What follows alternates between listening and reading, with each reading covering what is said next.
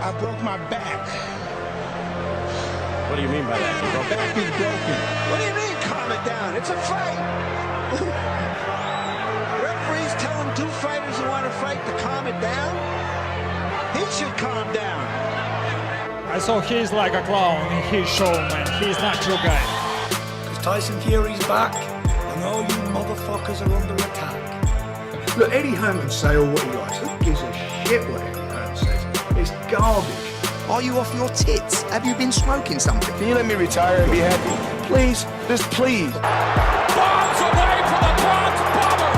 Wanda! Let's go, baby! Let's go!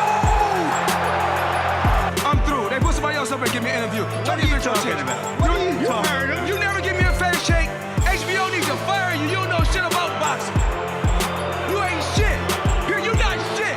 I wish I was 50 years younger and I'd kick your ass. I got dropped, man. No, you won the fight. OMG. I am so excited. Any of you radio personalities think you want smoke? Call me Mr. Chimney. I want smoke.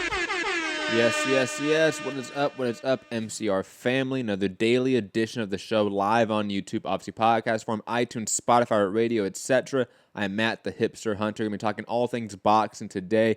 And of course, joined as usual by the lovely, the one and only Mr. Robbie Hearn, second cousin, twice removed of Sir Eddie. Rob, obviously you guys had a big press conference over there for the family. Did numbers, it seems. I mean, obviously, cousin Eddie was on the stage. I was, just watching from the back, but yeah, I was a little worried. But in recent times, we've come to learn in the family that Chisora involved. The tables are securely fastened to the floor, and he's just limited to fucks and Vaseline and that kind of stuff. But yeah, it was. I thought I'd tune in. Regis and Taylor, they've gone back and forth on Twitter. The odd little pussy comment, and I thought it could be a little bit fiery. Could be. Parker wasn't even there today. He's over in Vegas, and Chisora still did his thing. And he did his thing. And we're definitely going to talk about that. Obviously, we're going to talk about the holdup of Canelo and Kovalev. We got to talk about that. Sorry, when the president, so to speak, of the promotional company is like, hey, fight's not happening yet. We got to talk about it. The fight's coming up this weekend. We're actually going to preview today on Monday, just because this week's schedule for me is going to be kind of crazy. So just want to get that secured, so to speak, that we get the preview out for this upcoming weekend. Plus an exclusive for World Boxing News Net for the next Lomachenko opponent. We're going to talk about that. Just a lot of little bit of news out there to sort of get to today in the boxing world. Like I said, I'm Matt Hipster Hunter. This is Rob. Hit the like button, share the show, subscribe, patreon.com/Makes Radio. Rob. Forrest Gump. Great movie, by the way. Classic. Yes. Rob, I think for just for the LOLs, the laughs, the bants, as we say, right? I think we should start with Chisora, to be honest. Yeah. And kind of go all over the place with the news and fight today. Sorry. But this stuff was just too good. And it's trending, so... Let's talk about it first. Dereck Chisora obviously went a little bit psychotic at the press conference today for the Regis Progress Josh Taylor fight. Obviously, he's the co-main event with Joseph Parker. However, I think he... as we're going to play the clip soon, he seemed to have an issue with being the co-main to this fight. So let's play this clip by way of Michael Benson of a little highlight clip of Dereck Chisora going off. It's so good. Who's the main event of this fight? As it buffers. I sent it in our chat. Play the whole thing. We could break it down. The intense. Play the whole thing. We are going to play the whole thing. No, that's Benson's clip bit. Wait, you have a longer version? Yeah, it's in the MCR. Let me highlight it, and then you can. It doesn't make it easier for me to find. I hope you know that. What if I just emphasize it? No, it does. No, not for the computer. No, of course not. Who's the main event? Yeah. There we go. It's the gentleman sitting next to you. Mate, that's not going to work for me.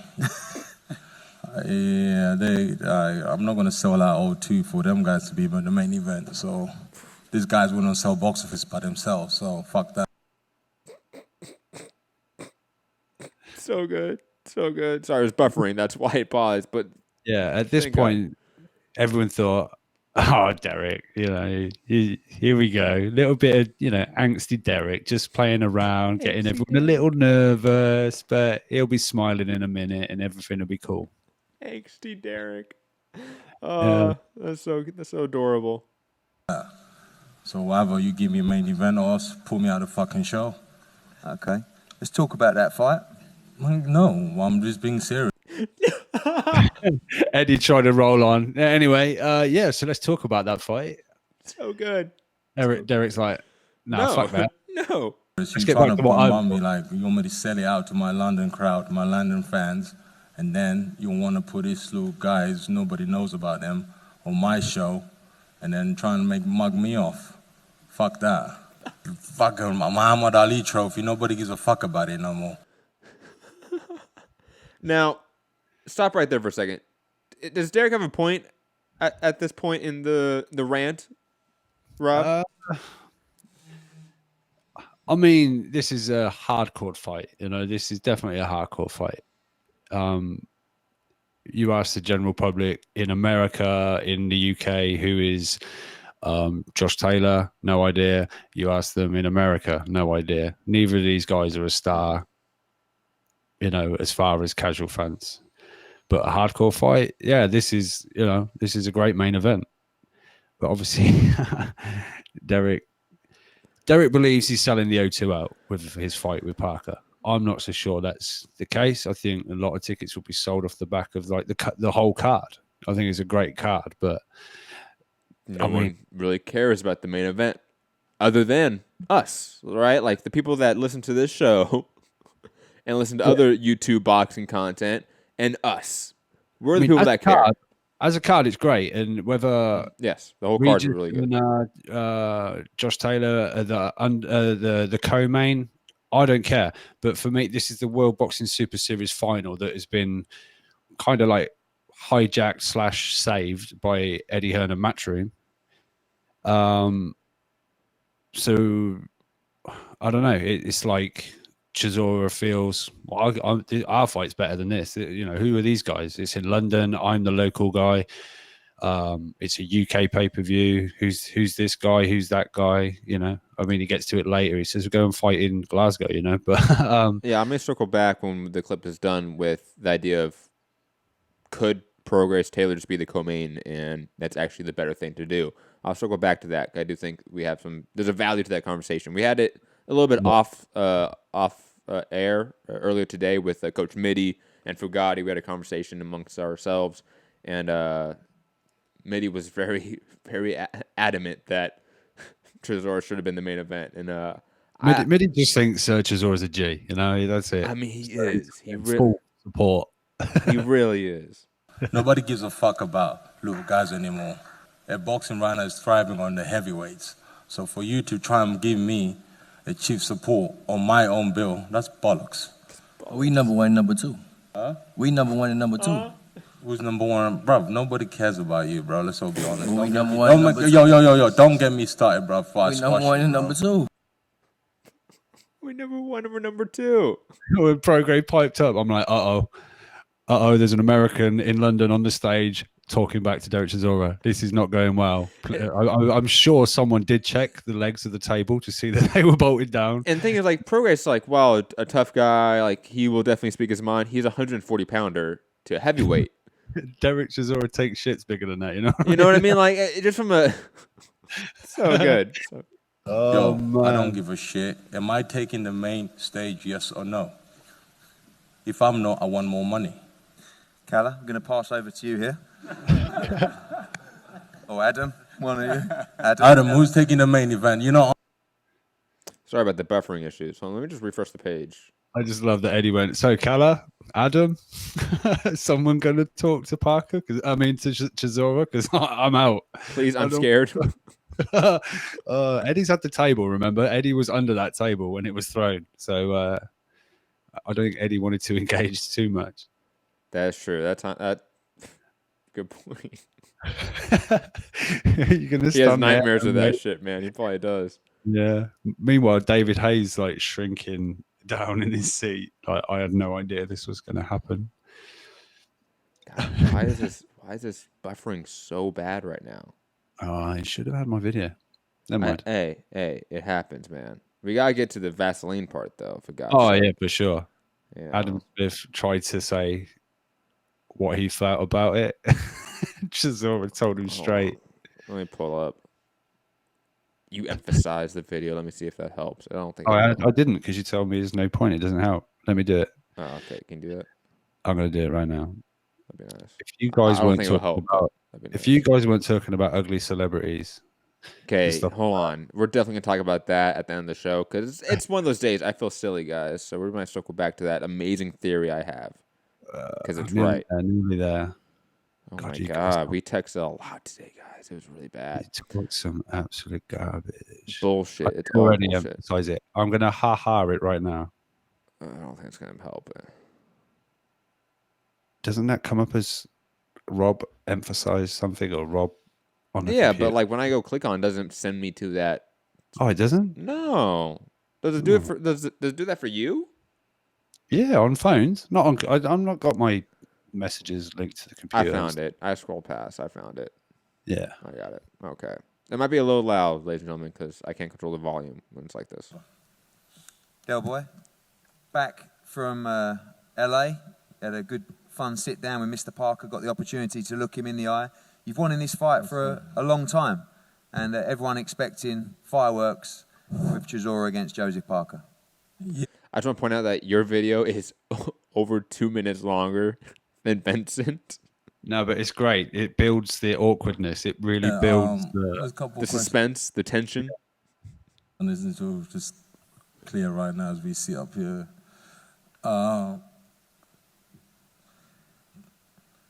Who's the main event of this fight? Who's the main event? Yeah. It's the gentleman sitting next to you. Mate, that's not going to work for me. Yeah, I'm not going to sell out O2 for them guys to be the main event, so I'm not going to be like cheap support to these guys. We need to change that. I'm bringing war, so I'm not playing that. I'm not going to be cheap support, simple as. We're not playing on box office because these guys wouldn't sell box office by themselves, so fuck that. So either you give me a main event or else pull me out of the fucking show. Okay, let's talk about that fight.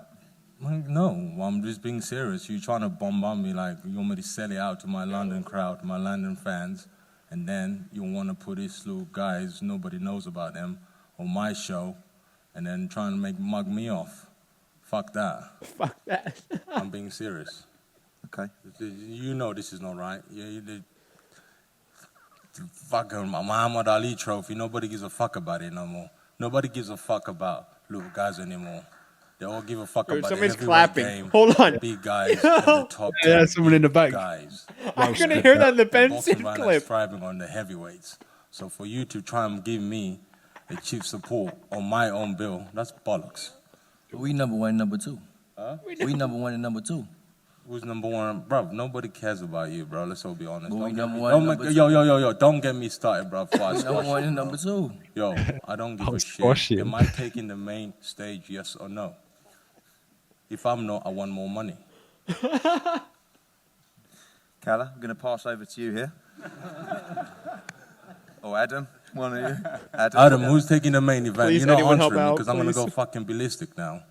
Yeah, I want more money. I'm not fucking selling out the O2 for these guys to come and take my fans. No, if that's the case, pull me out of it. Pull me out of it, and then you won't be a box office. What's your thoughts, Adam? I'm tired of fucking just selling your shows and me, making money. So give me some of that fucking money you're making. Let me put it in my pocket. My thoughts are they're two fantastic fights, and the crowd and the consumers and the customers and everyone's going to be happy. So let's get on with it. Yeah, we're gonna get on. Until you tell me, am I gonna be the main event? If I'm not, give me more money, and then we can get to business. I'm sorry for doing this right now, but I feel like No, he's not. you're just fucking me with no Vaseline. That is it. Calla, over to you. Talk about the Ali Trophy.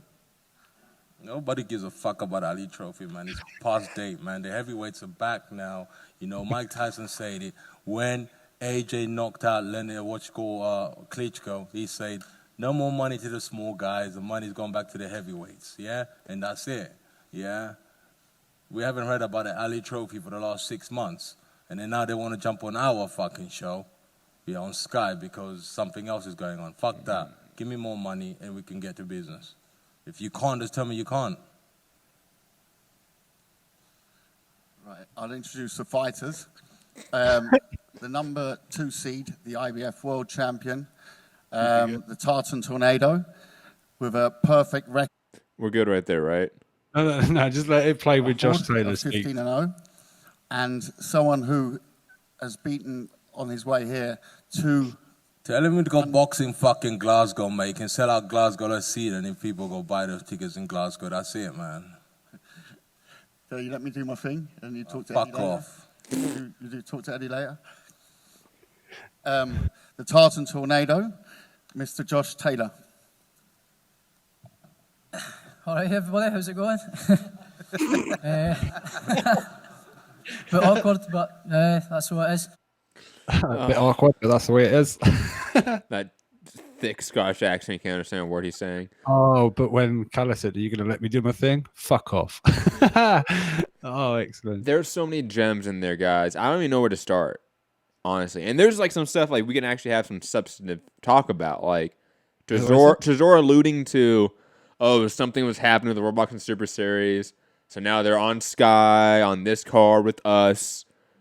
Like, there's a direct allusion there to a Matchroom sort of parachuting in and saving World Boxing Super Series for this final, whether directly for this specific final or World Boxing Super Series as a whole. And I think it's something that we have talked about for some time, that we thought that's the case, or sort of assumed that's the case. But Chisora's out there saying, look, like, this is a card that was ours, our date, our venue, but then you guys went and, you know, helped out them, and now they're here on our card and main eventing above me when that shouldn't be the case. When the casuals, because when Chisora's talking about no one, he's not talking about us guys. You know that. I think most of us are smart enough to pick up on that when he's saying no one gives a fuck about the Muhammad Ali belt or the trophy or the Prograis Taylor fight. When he's saying no one, that's the casual audience, and he's right, largely speaking. Rob stated it earlier that no one knows these guys, even in their own respective countries. You know, maybe, Glasgow in Scotland, obviously Josh Taylor could sell out there in the SSE Hydro, but other than that, he's not really a star. And in Prograis, he's not a star in any sense of the word. So why are they main eventing a pay-per-view above Chisora, who, traditionally speaking, has been a great pay-per-view draw? Even as a B-side, he is still, traditionally speaking, a great pay-per-view draw in the UK, obviously. And sort of stitching it to whether or not he should be the main event. I think, in large part, and this might be a little bit like antithetical to like the meritocracy of the sport in a sense, and like stuff that I have preached, but I think card placement is about selling the event. And at that point, I largely don't care about card placement if it means to sell the best event, right? So if Chisora Parker is the main event, for example, when it has no belt on the line above a unification, great fight with Prograis Taylor, but the end goal is to sell more units, more buys with that sort of placement on the card, I'm okay with that. Because it's not like Prograis Taylor, in my opinion, are probably going to get paid less because of that. I don't think that's the case. If it is, then I think industry standard needs to change if that's the case. I think if you have a great fight, but no one, air quotes, knows about it, and therefore it's put down to a co-main event above a bigger name but in a worse fight, I'm okay with that as long as everyone gets paid what they're owed, so to speak. And I think in this case, that's going to be the case. I think Prograis Taylor are going to get paid what they're owed, what they're probably due in this fight, and Chisora's going to get paid probably more than them, even as the co-main event, because he is the star. Same with Parker. I think Parker might get paid more than Prograis and Taylor, being honest. So it's entirely possible that, you know, we have a co-main where both guys get paid more and are, in a sense, the marquee of the pay-per-view for the casual audience, when in fact that should be flipped, and that's okay. Like it shouldn't be seen as a disrespectful to the fight as a fight as in like Prograis Taylor, in my opinion. Rob? Yeah, just quickly. Chisora's only been on Sky pay-per-view once, and that was in the Dillian White rematch, and that did 438,000 buys. Like I said, I believe he's only on pay-per-view once. Yep. The first fight with Dillian wasn't pay-per-view, or was it undercard to a pay-per-view fight? Probably. It was undercard to pay-per-view. Yeah. Like, I don't necessarily agree that he's the one selling all the tickets for this fight. I think plenty will come down from Scotland to London. It's not like such a huge trip, you know. I think Scottish fans will be traveling down to London. I doubt many Americans are coming over for Prograis, but just like I doubt there's many New Zealanders coming with Parker. I doubt. So maybe it is more on Chisora and Taylor as far as the ticket sales. Obviously, there's a Coley who will have a certain amount be coming for him. There's a certain amount for Conor Benn and things like that. They you know, they all add up. But the main ticket sellers are going to be, I think, Taylor and Chisora. I think to make it pay-per-view, both fights need each other. The David Haye fight wasn't pay-per-view? David Haye. Chisora. I don't think the Fury fights were pay-per-view, from what I remember.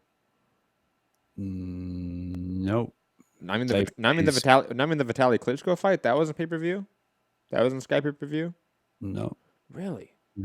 Just looking at the list of Sky pay-per-views right now. No, I can't see Dereck Chisora in any of the other fights. Damn. Crazy. You know, anyway, I still don't think he's going to be selling. I mean, look, Lomachenko was just in town. And like Midi said, he basically was the reason people bought tickets for that card, and him being on pay-per-view. But that did, like, I think Eddie Hearn said at the moment, it's like 230,000 buys. And that's Vasyl Lomachenko, right? So I don't think Dereck Chisora versus Joseph Parker's going to command huge pay-per-view numbers by any stretch. You don't think Chisora Parker, if it's a main event, does more than Lomachenko Campbell? Because I think it does in the UK. Possibly. I don't think it does much more, but I don't think this card anyway, even though people are saying this is a great card, they're like boxing fans. They're like hardcore fans. This isn't going to... But that in large part, I think, is due to Prograis Taylor being the main event. Like, when that's your main billing, and those are the big names on the billboard, right? On the poster, that's the thing that people see, and they don't know those names, and you have Chisora Parker off to the side, and that's harder to see. Like, that does hurt marketing in a way. That does hurt your promotion. I guess. It's reality. All joking aside, as funny as I was laughing my head off at this at work, the whole it's thing. Hilarious. It still is. This is like a little bit disrespectful to the great unification fight.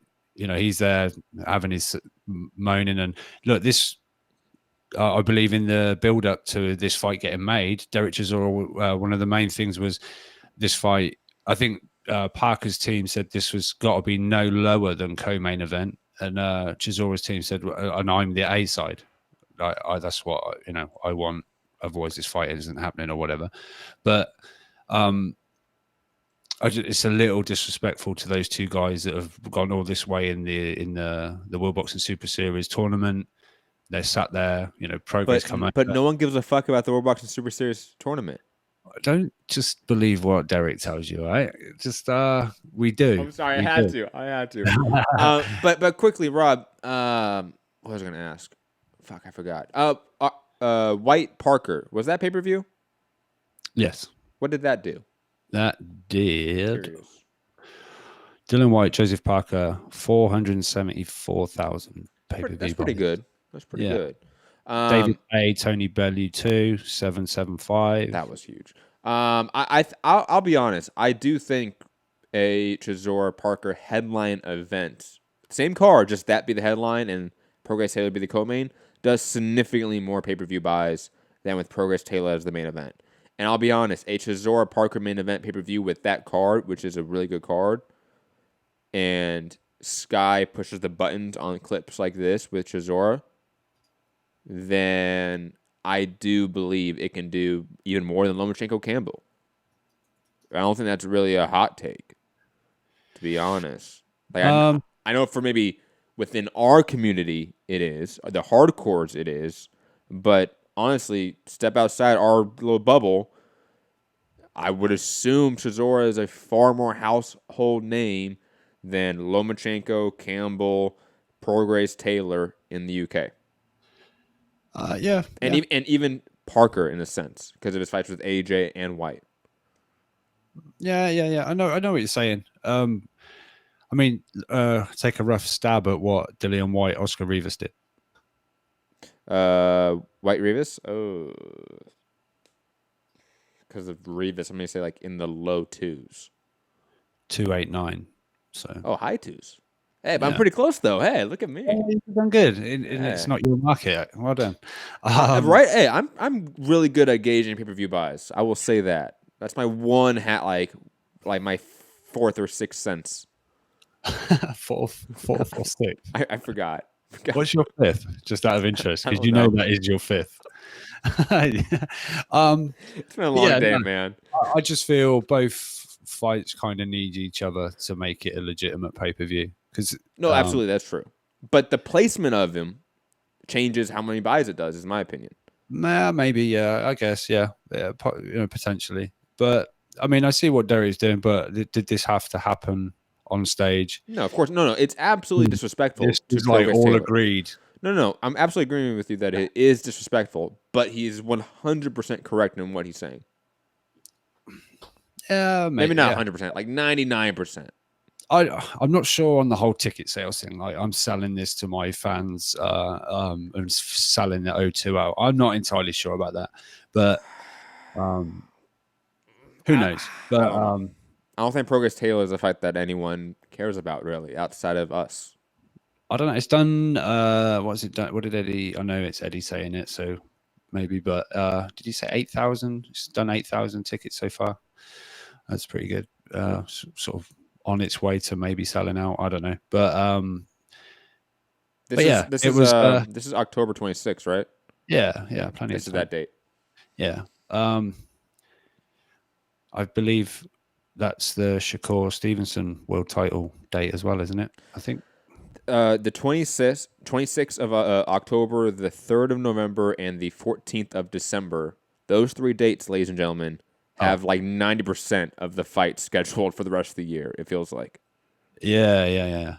Obviously, nothing wants to go up against November the 9th, I understand. KSI. Oh, God damn it. Come on, Matt. Guys, you know what you're feeling out there. I will pay someone below minimum wage, okay, to do this research for me. Find the old clips on Name Redacted of Rob talking about the old KSI Logan Paul, because I want to hear his opinions about it before it was associated with Eddie Hearn and Matchroom and DAZN. I backed it up. I yeah. It's not that you didn't back it up before, because you did, obviously. You took your kid there, right? Yeah. But the level of backing it up has completely changed, Rob. No, but I like the idea of the event has changed. Because honestly, apart from KSI and Logan Paul, I didn't have a fucking clue of who these little YouTube kids were on the undercard. It was a whole night of it, which was a bit. Oof. But like I said, I heard at least three kids in my sort of general area asking, "Can I go boxing? Can I do boxing?" and stuff like that. So I don't know, but anyway, that's by the by. I just wanted to bring it up about it being on November the 9th and nothing going near it. You shill. You pay for a month of DAZN in November. Whew, you're getting some action. But yeah, back to this. I'm sure it will get resolved one way or another. I mean, Eddie Hearn in his IFL interview said, look, if there's a massive public outcry, you know, we'll look at this and maybe Dereck is the headline event. Maybe that's how it is. Does that then very much upset Prograis and Taylor? I don't know. They were at the top table, you know, in the hot seat for the main event sort of interviews and stuff like that. And did they get bumped? I don't know. But either way, it's a good card. I don't particularly care what order it's in, because pay-per-view numbers don't particularly matter to me. And I might be there anyway, so I don't need to worry about a ticket too much, because I could be there. Yeah. And I might be at KSI Logan Paul, man. Ew, I don't know. I'd like to swap if I could. Obviously, October weather in the UK is going to be slightly different to October LA weather. I was just like running the numbers in my head. I'm like, how much money do I need to save to fly you out here? And you come the other way. And I go the other way. Like, it's a lot of money, but we can maybe do it, you know? Yeah. Get Mac to the UK, get Rob to LA. That'd be so pointless. But speaking of pointless, let's talk about the whole Canelo Kovalev news cycle of the last week or so, because Eric Gomez, the president of Golden Boy Promotions, has come out and quote tweeted a Mike Coppinger tweet about how Canelo's moving up to light heavyweight facing Kovalev. Here's a link to his article. And Gomez is saying, nothing done. Wrong again. Source, God, so bad. God, what the fuck? Premature announcing making you very unpopular. First off, Eric Gomez, this sounded very Trumpian, and that's not a good thing. And never say source again. Never type that word in your life again, please. But to the more real point of this story, obviously, is that the fight's not made per Golden Boy's president.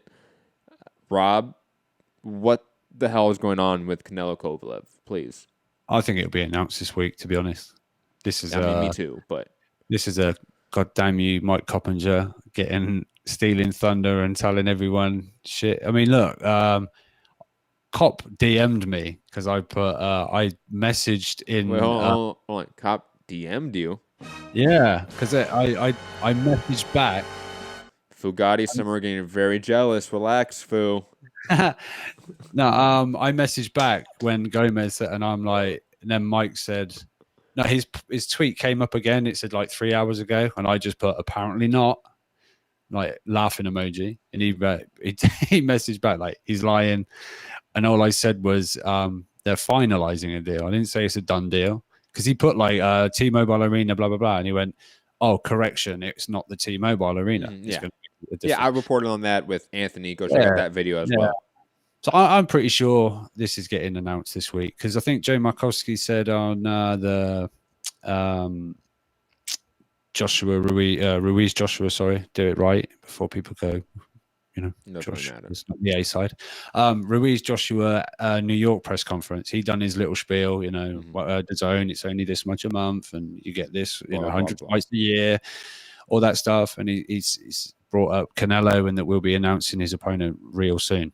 So I think it's some maybe crossing the T's, dotting the I's, and whatever. But Mr. Make a War wasn't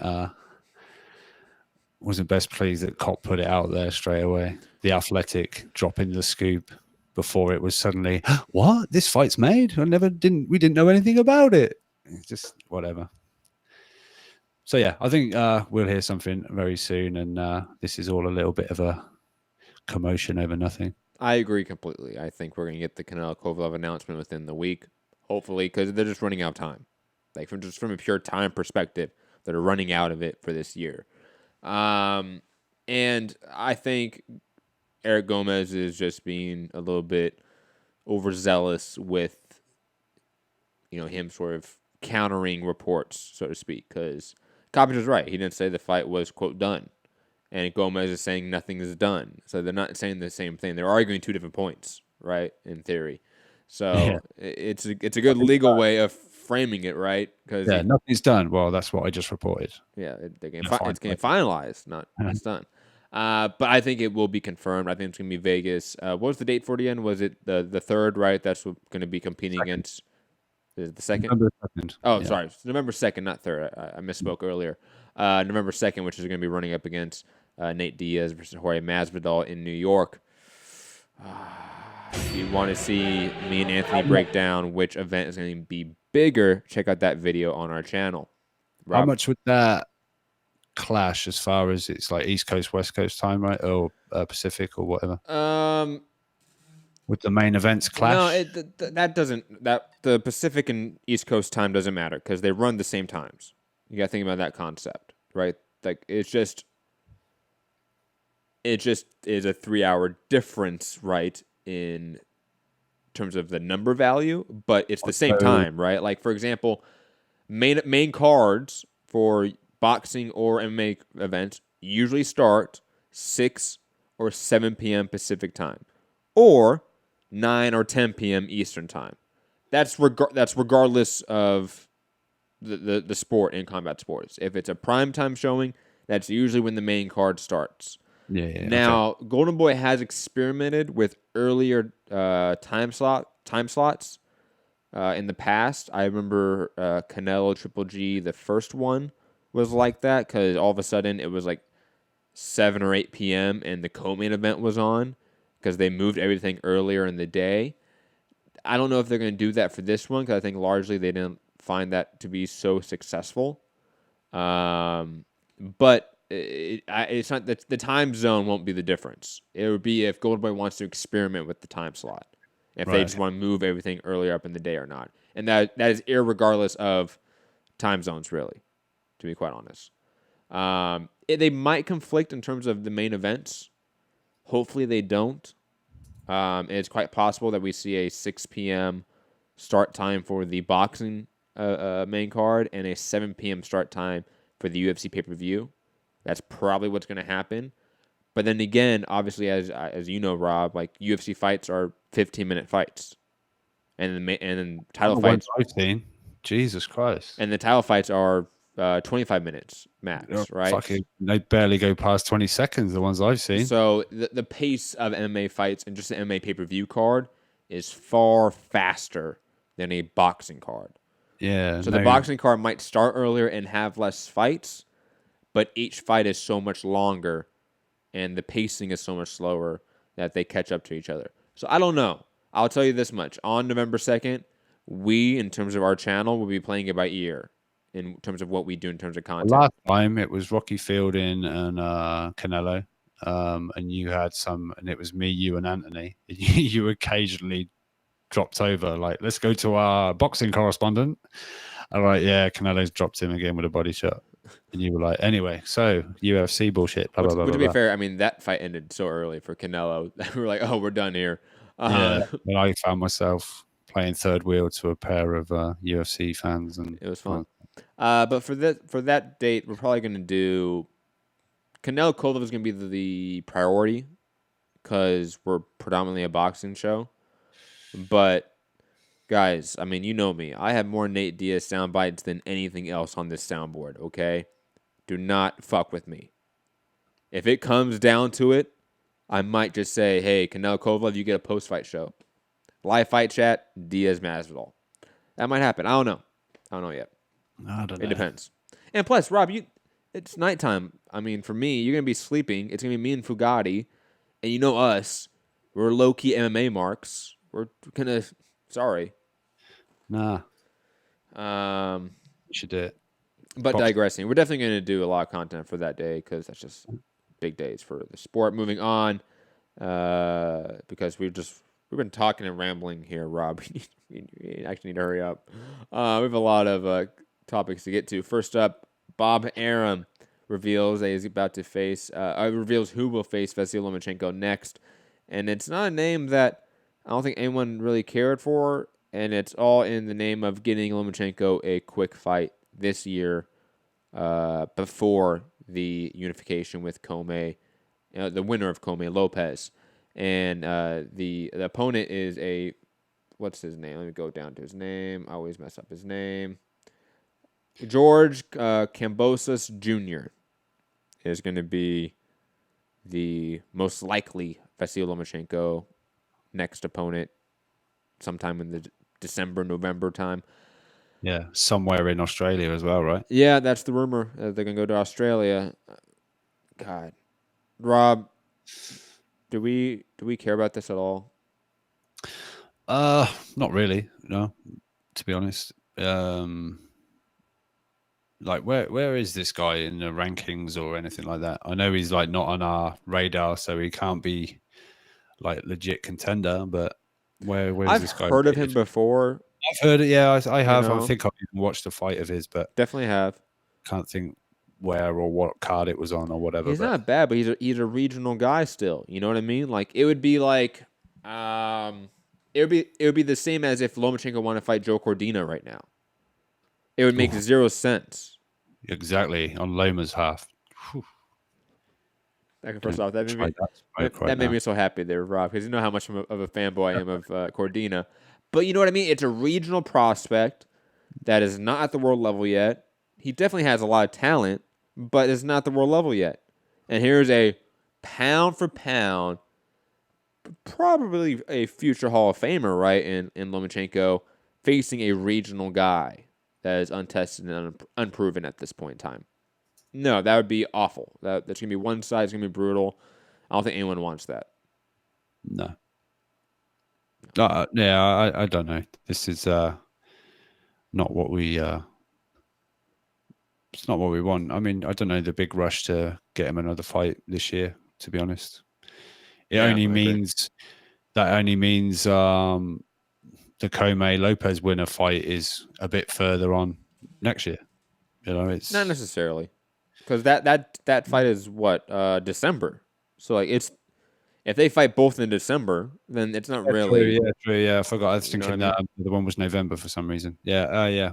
December 14th, right? Yeah, and even then, if it was a November fight, it wouldn't be that much of a disparity if one is a fighting a month later.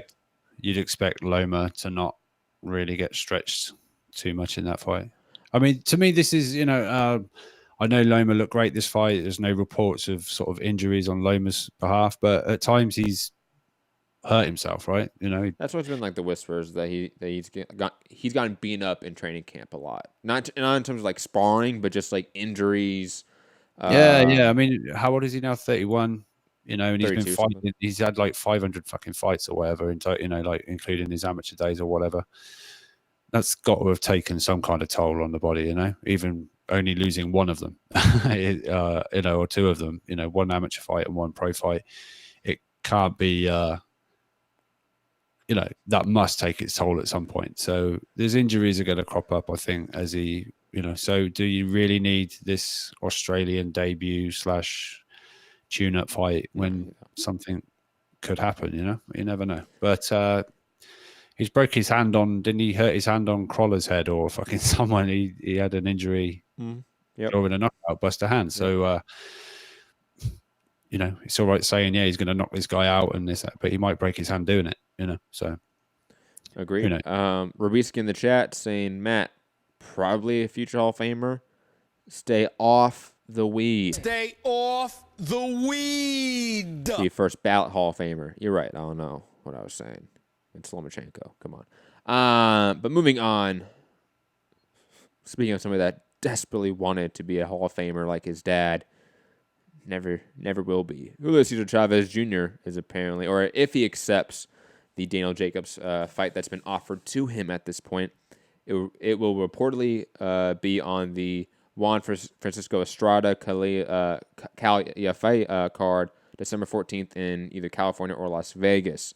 And that fight is the Estrada Yafai fight in serious negotiations right now. That's not done yet either, from what I know. But it looks like the card they're planning for December 14th is Chavez Jr., Daniel Jacobs as the co-main with the main event of Estrada Yafai. Rob, thoughts on that card if it materializes? Yeah, I don't mind it. I know Chavez is somewhat considered a bit of a joke now in the boxing world, but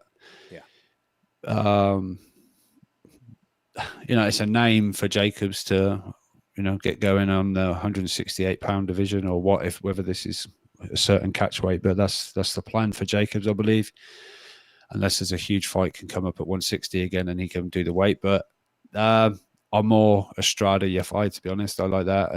A long time coming as far as Yafai having a big fight. I say big fight, but within the division, that maybe a lot of people aren't so hyped on, or tuned into. But that's a good fight. That's a big fight. So yeah, I'm down for that. That's all sort of fine by me. But yeah, I understand Chavez kind of. Apparently, he's leaning towards that more than there was another fight offered. Caleb Plant was Plant, that's right. I guess the money must be a better offer because. Well, I mean, just beside that point, I mean, let's be honest. As just from a from a fan perspective, Caleb Plant Chavez Jr. makes 0 sense, and it's purely an attempt to get Plant some name value off of Chavez Jr.'s name, right? Which I don't knock that, but I don't want to see that. Like, as a fan of Caleb Plant, the David Benavidez unification needs to be the priority right now. The Chavez fight would be a distraction. But for Jacobs, he's moving up a weight class. He's coming off a loss. It makes sense for him to take a kind of a tune-up fight in Chavez, because that's what it would be in my mind. It just so happens in this case that Chavez is a giant name with the giant sort of history with his name, with his dad, that it adds some value to the card and to a Jacobs resume. But from a pure sporting perspective, from a competitive standpoint and from a ranking standpoint, Jacobs Chavez makes sense. Plant Chavez makes no sense at all right now. No. I mean, it makes sense for DAZN as well because of the Mexican following. Of course. We assume there's quite a lot of Mexican subscribers over on DAZN purely off Canelo. So, it's another something for, for that sort of, group of fans to tune into. I don't know quite how they feel about Chavez. I mean, when his own dad would rather have Canelo as his son than his actual son, that's a bit, but damn. And Robisky saying 33 people watching. We need 33 thumbs up. That's right. Hit that thumbs up. Do it. I had a look at the analytics, Matt. Not enough people are clicking that notifications bell. They're not knowing we're going live. So, people watching back, make sure you click that notifications bell so when we occasionally arrive on time and do a show. That was for Gary because he seems to think I'm never here on time. Robisky saying Plant versus Benavidez. We'll see who's the best. We'll add in the division. Agreed. Let me quickly. The winner of that fight will be number 1. Sorry, Callum Smith.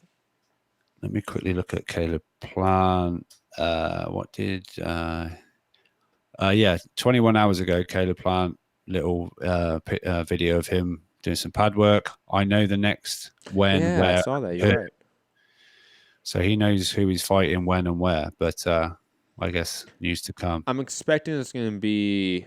I mean, if we're lucky, it'd be like an Andre Dirrell, right? Like at best case scenario right now, because Benavidez is currently fighting Anthony Dirrell on the Spence Porter undercard. There's no way I think he would know the date and name and all that before that fight's made and done with, obviously. And they need a relatively big PBC name after Mike Lee because no one cared about Mike Lee. Andre Dirrell sort of fits that billing. And on top of that, you sort of wait and buy your time for the Benavidez Dirrell winner. Callum Smith, though, I know he doesn't have a fight lined up, but I mean, let's be honest, that's like wishing upon a star right now that would be the fight all of a sudden. But I will say this: Eddie Hearn and Al Heyman, Tim Smith, anyone listening right now, that shouldn't be a thing that we scoff at. That two guys that are, currently undefeated, current champs in the division, neither guy has a fight scheduled. Why are there no talks happening? Why are there no negotiations? Or why are there no offers being sent? It's the same. It's the same thing with Jamal Charlo and Demetrius Andrade. Like, this situation shouldn't be the norm, but it is. Just pointing that out there. Yeah, I mean, I believe they're looking at getting or attempting to get Callum Smith out in November in Liverpool, and it possibly could be Ryder. His Yeah, that's what they're talking about. Yeah. His mandatory out the way. So I don't know, or maybe some miracle we are getting a unification with Plant, but I very much highly doubt it. But yeah. Oh god, that was good. Matthew D'Souza saying, does Yildirim fight the Benavidez Darrell winner? I hope not. Moving in that he like appeal the decision, and I think he's got he might be in the Dillian White realm at the moment of you're number one, but you're not guaranteed anything at the moment. But he I think he was along with it seemed to happen in a few weeks that a bunch of fighters were taking the trip down to Mexico to visit Mauricio and pleading their case, and he kind of got okay, Sonny, we'll see what we can do for you, and things were settled there. But yeah. Moving on, Joe Joyce coming out and saying, hearing Big Belly Miller. I'm still not shocked. Joe Joyce sucks at, shit talking. Did you see his tweet when he said he was signing the contract for his next fight? No. He'd done the sloth off of the slave, off of he's like stamping. He's done it really slowly, and it was like, yeah, fair play, self-troll. Self-troll is good. Well, self-trolling is always easier too. Yeah, you know what I mean? Like, it's easier. But back to Joe Joyce saying, hearing hashtag Big Belly Miller is requesting a warm-up fight before getting in with the hashtag Juggernaut. His record is one big warm-up, all the talk and no trousers as expected, with a Photoshop picture of a big baby, or I should say Big Belly Miller, as a chicken. Again, on all parts, right? Like, first off, the shit talking from Joe Joyce, absolute garbage. Secondly, that Big Baby Miller wants a quote tune-up and warm-up fight after only a 6-month quote suspension, and only after a day of saying Frank Warren send the fucking contract. So blah blah blah. I so don't care about this matchup already. In a fight that I was okay with, right? I'm like, oh, it makes sense, right? I already don't care about it. 2 tweets later, no, fuck that. No, I'm over it. I don't want it. I'm good. Yep. Don't want to see it. I mean, on a personal note, I know the argument is, well, they gave Dillian White. Dillian White can fight, but I hope the British Boxing Board of Control don't just say, yeah, Jarrell Miller, come over, have a fight. Wait, hold on. No, wait, hold on, Rob. A Dylan White, Jarrell Miller fight in the UK, give me that. Yeah. And the British Boxing Board of Control just doesn't care. I'm down with that. No UCAD tests. Fuck yeah. Come on. Now, that I'm excited for. Joe Joyce, stick to trying to throw punches fast. Like, do that first. Harsh. But factual. Yeah, but yeah, we'll see on that one. Look, didn't Joe Joyce call out Big Baby before even like he was supposed Miller was supposed to get, he was like 2-0 or something, and he's like, bring me Big Baby Miller and Luis Ortiz and all that kind of stuff. So, and at the time we were like, oh, fair play to Joyce. At the time we were kind of, oh, this Joyce is this, that, and the other. But why would Big Baby take that fight? He's further on in his career. It's low risk, high reward. Low reward but big risk sort of thing. It's do you really want to take that? I really did that saying well, didn't I? But never mind. But no, I'm not laughing at that. Lord Jacob, one of our great commenters, by the way. I wish you comment more, Lord Jacob, by the way. I always find your shit hilarious. Joe Joyce is a slow fighter. He is literally still throwing a jab at Jennings right now. I like it as well, Big Belly Miller. That's funny for at least 4 to 5 seconds. And I'll be honest, no, that's not even true. It's like maybe 1 second of funny. I just read it as if it was I don't know. It's bad. A bill that had come through the post. So bad. Okay. That comes the post. Oh, okay, let's go. Yeah. Okay. I owe Big Belly Miller £400. Oh, fuck. Speaking of unenthusiastic, just anything. Let's talk about the fights this weekend, right? Did you not get the one-on-one chat? Just quickly. Was Please read that. Do I need to? Yes. Hold on. Talk for a second, Rob. I got to pull up my shit. As before, as Rabisky kindly told you everywhere, smash that thumbs up, share the show. And like I said, notifications bell. And remember, Matt's going to be bringing us that great content. He's going to be applying after the show for the KSI Logan Paul press conference. Obviously, he'll be ignoring those two, but getting an interview with Billy Joe Saunders, maybe, if he's there. Obviously, Eddie Hearn will be there, getting that good stuff. Rob, don't ever do that to me again. What? Don't ever send me that shit again. Oh, he's facing the former WBC champion. No. And tell me mid-show, yeah, pull that up. Don't you ever do that. That's like fuck with me with no Vaseline. Don't do that. People love that guy. They might be interested. You can say it. I'm not going to read it off. Oh, Nigel Benn's having another fight. He's a professional fight at 55 years old. Go fight Oliver McCall in Texas. It's funny you say that. Potential lunatic sent it me and was like, "So a former WBC champion. What size is there? What size are they right now? Do you think it's Oliver McCall?"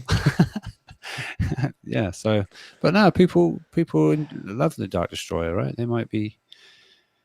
Come on, tell me you wouldn't be interested in no. And Ben Eubank 3, Chris no. Eubank Sr. at a press conference now. Rob, I gotta be honest with you. Okay, like no. Like even like the classic fights with them, right? Like those are fights that don't do anything for me personally. I'll be honest.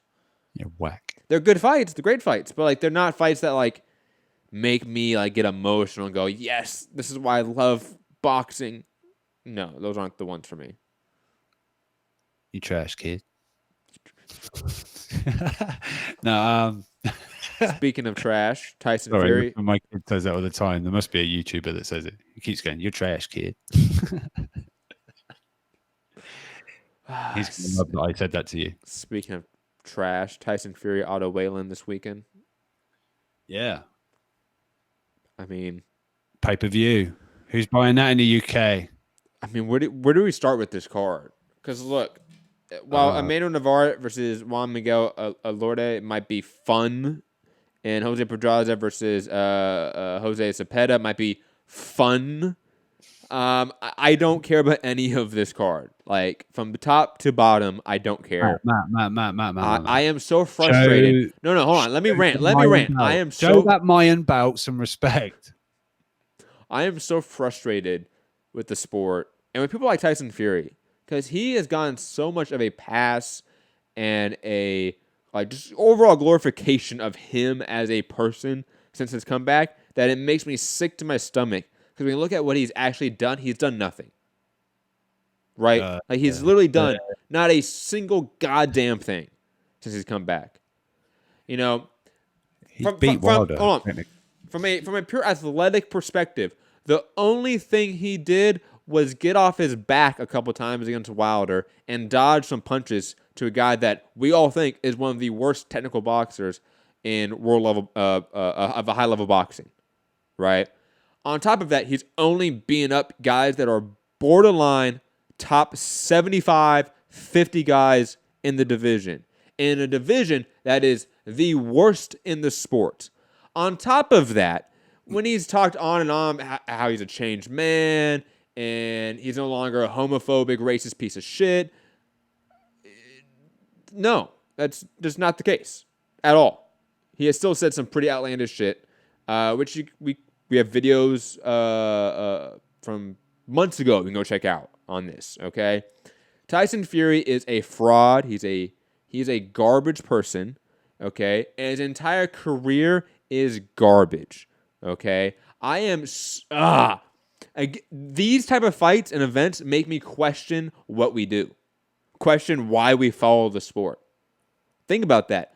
The fact that the, quote, lineal fucking champion could continually do shit to make me go, hey, why am I doing this? Like, why do I put up with this bullshit? Like, I can go work at McDonald's and probably get more satisfaction out of my career right now than following Tyson Fury's fucking career and reporting on it. Okay? Do you feel like you're being fucked without Vaseline? 110%. And it honestly makes me wish we had the soundbite ready for that, Rob. I feel like, yeah, I know. I should have got it, but you fucked up. You know, you were late. I was here. I wasn't. I was late. I was late. I wasn't late either. Gary. And on top of that, guys, okay, Tyson Fury is a fucking dope fiend, crackhead motherfucker. Okay, he is a guy that he has gone by on a drug suspension, retroactive drug suspension, and nobody questions it. Nobody talks about it. Nobody criticizes him for it at all. At all. But even guys like Dylan White, right, who we've talked about before, right? He's getting drugged through the mud when his case isn't even found out yet. And I know that's pretty shocking for me to make that point. Okay? Alexander Povetkin, for God's sake. Right? He got drugged through the mud far more than Fury, but yet obviously we allowed him back into the sport. Gerald Miller, I still get comments on old videos we've done, Rob. I don't talk about these comments because they're whacked out and I just block these people instantly. That go off the rails crazy when we bring up Gerald Miller in matchups later down the line. Because how dare we bring up his name? He should be in jail for what he's done. But no, Tyson Fury, he's a hero. He is a god among men. Okay, he's the greatest story in sports of the last century. Blah, blah, blah, blah, blah. Get the fuck out of here. Back to you, Rob. Rant over. I'm done. Sorry, I had to. I mean, as people could see, there I am, photographed with the lineal champion of the world. You can see, I reckon I'm not far off. I got a bigger fist than him, by the way, just so you know. You compare it on a photo. Just a couple of inches difference in the height. Bring it on. I could be next. Johnny Alley, or whatever your fucking name is. How is his whole career garbage? Talking absolute nonsense, Matt. First off, he is still to this day best known for punching himself in the face. Let's just be honest about it. Secondly, okay, his best win is one of the worst fights of the 21st century against Vladimir Klitschko, where a combined 74 punches were landed in 36 minutes of action. Okay? It was a bullshit fight where nothing happened. Tyson Fury didn't do anything, Klitschko didn't do anything, and one guy had his hand raised. He had a couple fights with Dereck Chisora, who's a perennial top 20 guy, whoop-de-fucking-do, okay? Has a draw with Deontay Wilder, who is coincidentally the same guy that a lot of you people in the chat say is the worst heavyweight champion ever. You know? So the guy that's the worst technical boxer in all of boxing still got a draw with the best boxing wizard since Willie Pep. No, fuck out of here. His career is grossly overrated. His legacy is grossly overrated. His skills are grossly overrated. And his current opposition is utter garbage. It is a dumpster fire of a career, guys. Yeah, Lord Jacob. So how do you feel about Fury, Matt?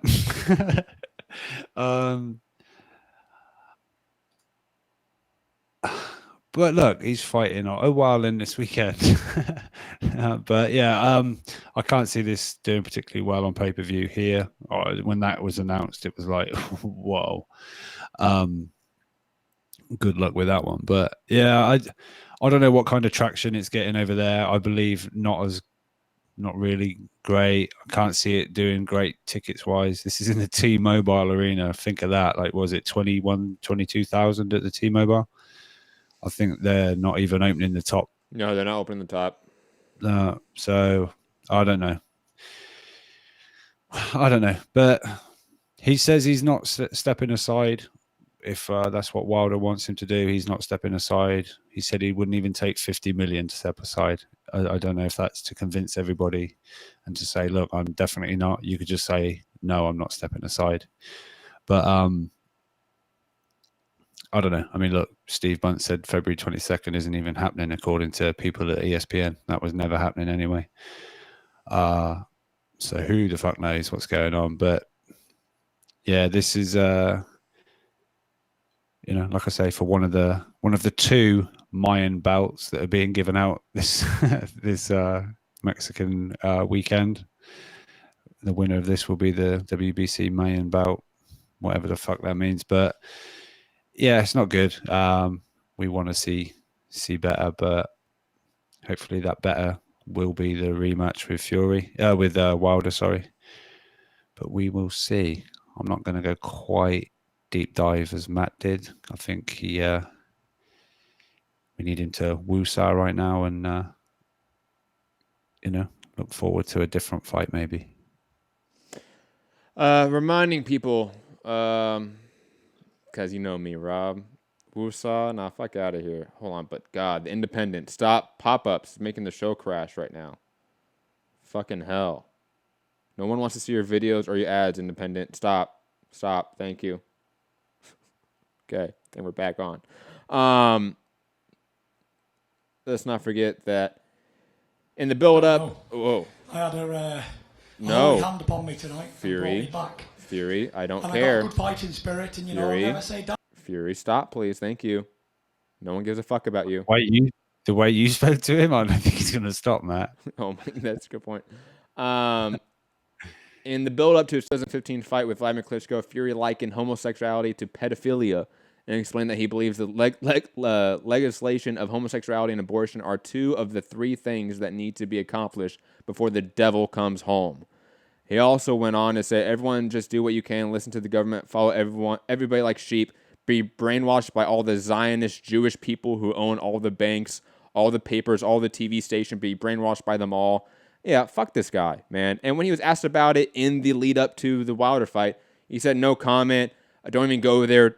Terminated, right? Famously, he did that in an interview. So no, okay, this guy won't even back up his old claims or at least talk about it openly and denounce them. Like, nah, this guy is trash human being. Okay, he hides behind mental health. Let's just be honest. He hides behind that issue completely. There goes that interview. You know what's funny is that I think it was like maybe 5 days ago. I was looking into getting credentialed for other events, right? Yeah. And this was still open, right? Though, and I was like, should I make the trip out to Vegas? You know, like there's not much going on. The attendance. And I'm like, or go to like Munguia, Patrick Alate, which is obviously here in LA, right? It's at the former StubHub. Ryan Garcia. Get that Ryan Garcia interview, Matt. And it's like,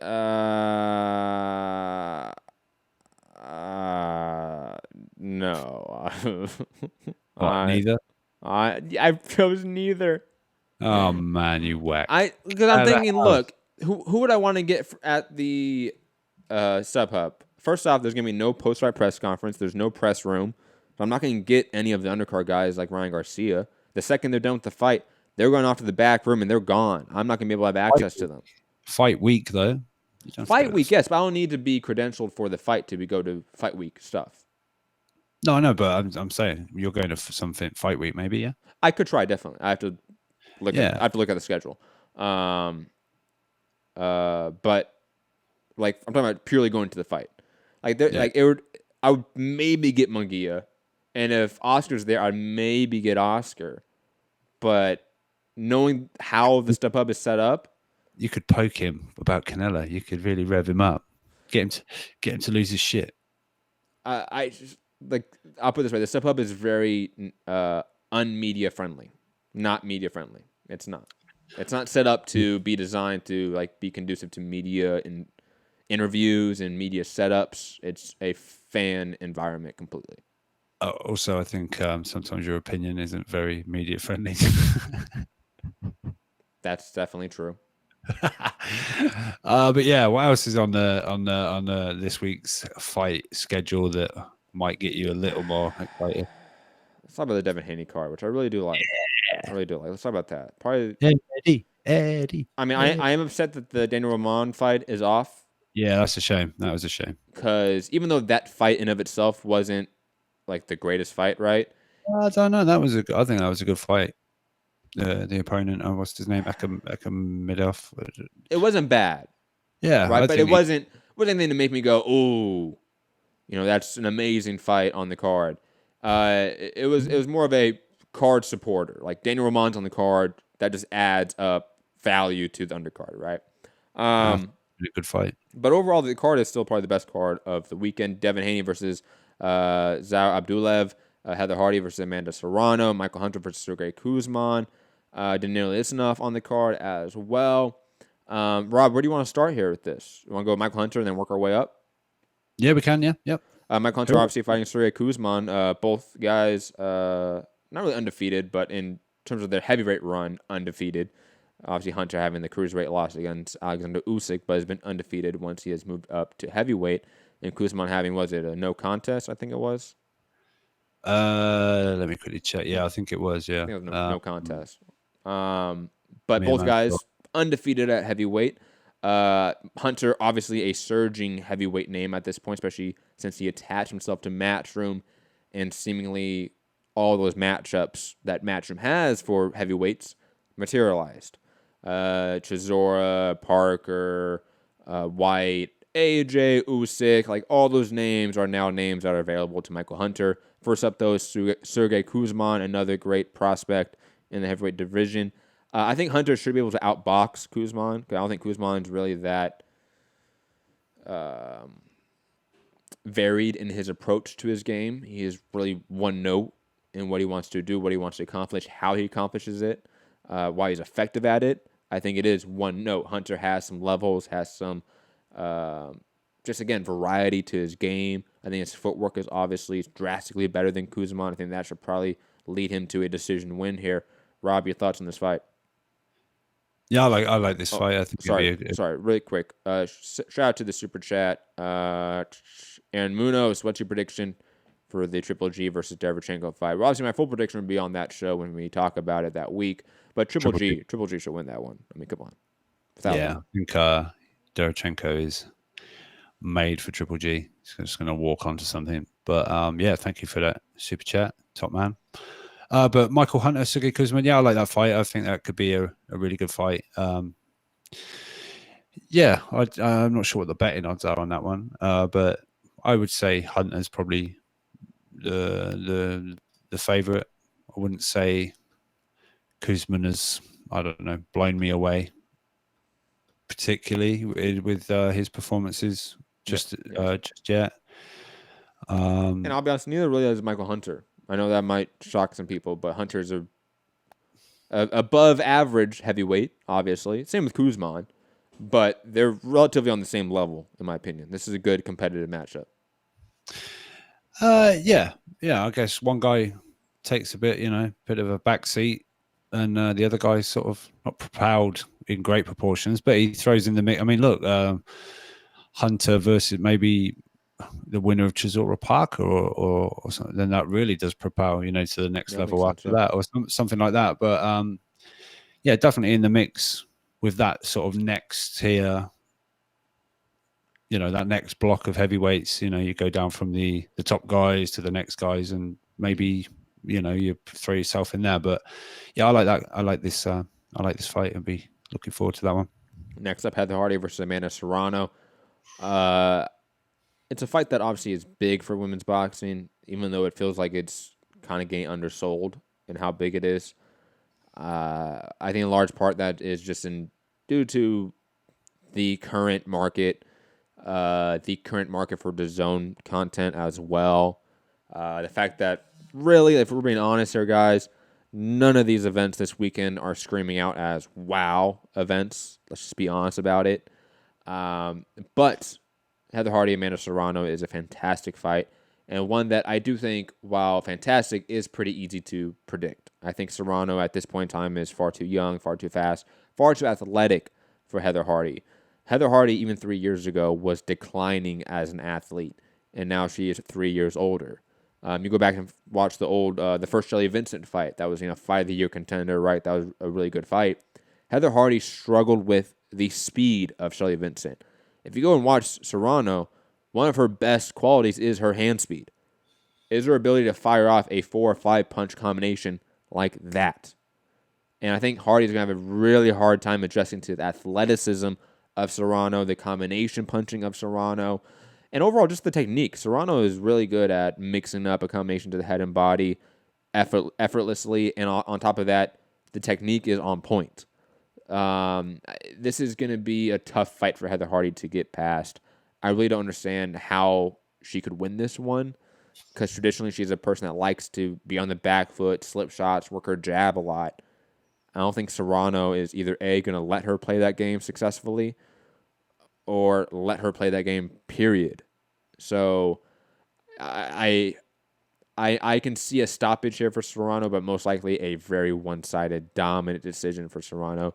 And maybe a fight that propels Serrano to a higher level of like combat sports fan, like conscience, because Heather Hardy is a name.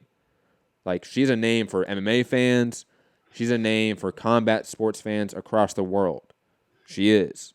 And on DAZN with Bellator, she is marketed with that overall brand quite well. If Serrano gets the win, it's huge for her. It is. And Serrano crossover as well, hasn't she done bits and pieces? She does Combates Americas, which is also on DAZN. But Combates is purely lower than Bellator, and it's purely for Latin MMA fighters. Yeah, that's what it is. It's not for like, you won't see U.S. guys or European guys on Combates. It's purely for Central American and South American fighters. Yeah, as far as the fight, I think it's, I don't know. It's like you said, maybe a difficult fight for Heather. I think she'll do a good account of herself, but I think by the end of it, it'll be. I mean, we've seen Heather Hardy look in a bad way at the end of some fights, you know. But I think I saw a post she done. She said she's feeling. I know a lot of fighters say this, but she said she's feeling really good. Because I remember at the time, this was all the Serrano, Taylor, blah, blah, blah. And there was talk. And Heather Hardy was thrown in the mix. And I was told that the weight might really be an issue. She might not be able to defend her bout or whatever. You know, it's going to be real tough. But she says she's done weight really well, really healthy, and she feels great. But that being said, I think Serrano might just, I think she'll be a bit too much for Heather. But I think it could be a real good, like, I think Heather could turn it into a bit of a brawl in the end, and just think fuck it and try and get on the inside and really turn it into something sort of fairly brutal. I think it could be a really good fight, but I do think Serrano will end up getting the better of it. But I hope it's a good advert for women's boxing, and I think both girls, I think, really respect each other, and there's been good sort of almost camaraderie between the two, even though they're going to be, which unfortunately doesn't sell fights. No, I know, but because like Shields Hammer, they had animosity that sold, you know. Like I wonder if Hardy and Serrano had like a real beef and a real history of beef, would that propel it to a main event status over Devin Haney? I don't know. Possible. Maybe depends. You know, maybe Jordan should have tweeted something. Don't mention that. Oh yeah, giving away trade secrets. Sources, son, buddy. Sources say. Listen here, buddy. Calling everyone buddy. That's funny. But no, I think it could be a real good scrap. And maybe Heather, I don't know if this is going to be maybe not a last fight. Maybe she does another MMA fight, but I mean, she's hopefully earning some good money. But obviously, this is all roads lead to Katie Taylor at some point off the back of this fight. That was the point of the Serrano deal, to get to Taylor for the third fight. So, but Taylor's going to be fighting in Manchester November, November, going for a title, I believe, at 140 pounds, moving up. So obviously the main event, Devin Haney versus Abdullaev for the WBC mandatory, I believe, right? And the interim bout, even though it doesn't matter. Lomachenko's just been crowned the champion. I'll be honest here. The more I did tape study on Abdullaev, the more I was convinced Haney should have a really dramatic win here. Hank Lundy, a guy that is long in the tooth, let's just put it that way, was still giving Abdullaev a lot of issues with that athleticism, his ability to just slip and roll under shots. That Philly shell and the style, that sort of defensive style that Haney has as well. But Haney's a 20-year-old athlete that's coming into his own. I think Haney, on top of being able to slip the very traditional style and shots of Abdullaev does have a good jab, good left hook as well. But I think that's all he has. He's not a varied boxer in any way. I think Haney should be able to slip shots, get some counters in, and eventually hurt Abdullaev and get a dramatic win here. And on top of that, Abdullaev is not like a guy that at 11-0 has a deep amateur pedigree. I think he only had like 10 amateur fights. The guy is, I'll be honest, a nobody that picked up a win against Hank Lundy. I don't know how he got this high of a ranking other than beating Hank Lundy. And Hank Lundy being a guy that's been a perennial top 20 gatekeeper, it seems. But Haney is still a talented athlete, a talented boxer, great IQ in the ring. He should be able to sort of piece apart Abdullaev within 2 or 3 rounds. And on top of that, probably get the finish within 4 or 6 rounds. So I don't see any path to victory for Abdullaev, who is at the very best a poor man's Victor Postal. At the very best, a poor man's Victor Postal. Rob, your thoughts on the event? Yeah, and I think it could be a good fight, but I think Devin Haney's just going to be too much. I think he's definitely, even off the back of that knockout on the zone, I think he's definitely launched himself more into the, that moment that went sort of boxing viral. That's really propelled him more into the eyes of people. He's seems to, and I know IFL done a campaign to get him. By the time we see, tomorrow on the thing, we want him to have X amount more Twitter followers. And I remember Eddie Hearn selling it, and that really did jump up. He gained a lot more. So I really think he's on like the upward trend, and really, I think he would have gained. I think he was a confident lad anyway, but I think the way things are going just now, I think he's super confident. When Lomachenko fought, he put out some tweets through the night, bring me Lomachenko. And then Bob said he thinks, was it Shakur was more competitive than Devin Haney, Lomachenko. And he had something to say about that as well. I think Haney is definitely on that upward trend, and I expect him to come through this one again with flying colours and looking super good doing it at the same time. Moving over also on DAZN, but on Saturday, the Haney card's on Friday, the Fury card's on Saturday, and the Munguia versus Patrick Alote card is on Saturday as well at the StubHub, now renamed Dignity Health Sports Park Arena. But I mean, what do we think about Munguia at this point in time? He has looked bad against everyone he should look good against. Patrick Alote is a guy that has lost against guys who are not championship caliber, like Patrick Teixeira, for example, or Kanat Islam. He has lost to guys that are not the caliber of championship. But then again, at this point in time, is even Munguia really at the caliber of a championship guy? Honestly, I don't know. He might just be a belt holder. You know what I mean? In that really derogatory sense, unfortunately. Because even a guy like Patrick Alote, who has decent combinations, decent footwork, not a great fighter in any sense of the word, but above average in certain things, he might give Munguia a lot of troubles. And I can't pick a Munguia fight anymore. I can't make a prediction. Because every guy that I'm thinking, oh, look, this is a guy that's lost to certain people. It's a guy that's not at the world level. He should beat up this guy. And he doesn't. He struggles every time. Like who? Like maybe Dennis Hogan. What you gonna do, brother? So Patrick, he might give some issues for Jaime over here. So I'm not even gonna pick this fight. I think it's impossible to pick a Jaime Munguia fight until he shows me something that shows that he is a world level fighter. Until then, I'm gonna think anyone can beat him. All these unknown guys or guys that we barely know, I'm gonna think they can beat him too because he looks bad. He does not look like a complete fighter, like a guy that belongs even in the top 10 of this division. yeah, since he completely iced, was it Saddam Ali? Yeah, it's been less and less like impressive each time. I'm not sure. I think I can confidently pick Munguia in this one, but especially if no one's stopping Munguia, yeah, watch out on those cards. That's all I'm going to say.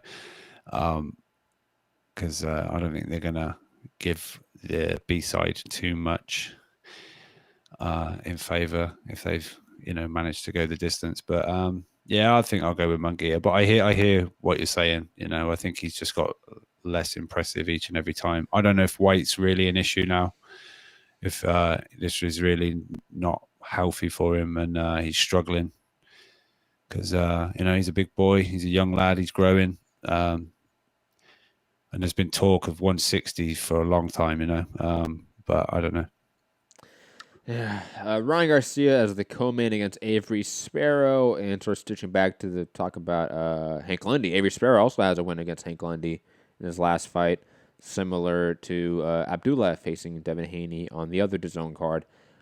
Avery Sparrow is going to give Garcia some issues here because I think because Sparrow is a guy that he doesn't pack enough power, I think, to really knock out Garcia. He has decent pop, but he's not a knockout guy. He has like 3 knockouts with 10 wins. He's not a guy that's knocking out people at this level, so I assume he's not a knockout guy. But what he does do quite well is he slip shots, he evades your pressure, and reestablishes distance. Like, he does that so extremely well that the rest of his game, while not that great, like his boxing in terms of offensive output isn't that great, his combinations aren't that great, accuracy, timing, like all those things are kind of just either mediocre or slightly above average. But what he does absolutely fantastic is he will slip a shot, roll out, and reestablish range. And I can see Ryan Garcia, a guy that, traditionally speaking, has had awful pressure footwork. A guy that cannot cut off the ring to save his life.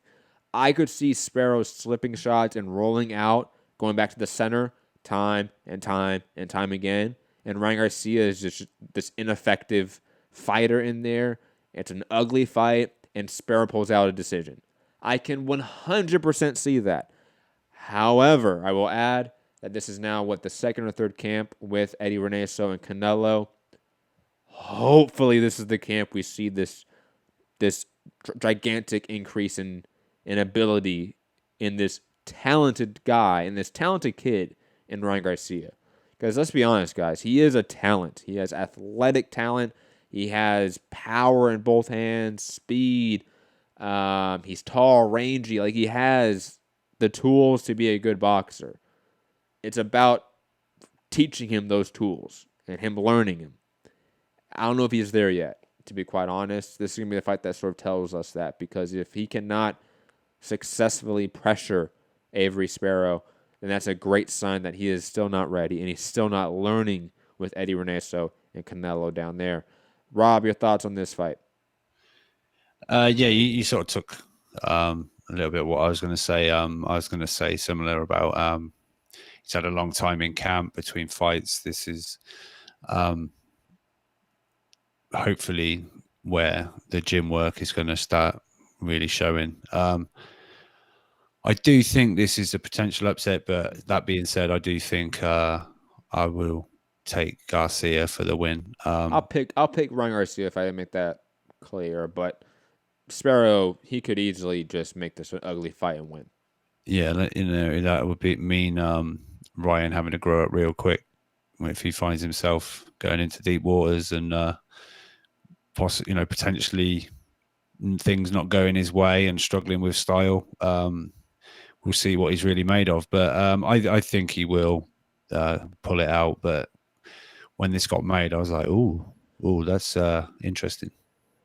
So yeah, Sparrow's no joke. He's kind of been there and he knows what he's doing. So this is a step up in some regards, experience wise for young Ryan. So but yeah, I will still go for the win for Ryan Garcia. Also on the card, Franchon Dazun versus Alejandra Jimenez for the WBC women's super middleweight title. And Diego Pacheco, obviously, good friend of the show. Not really. We just did an interview with him long ago. He's also on the card. And that's about it.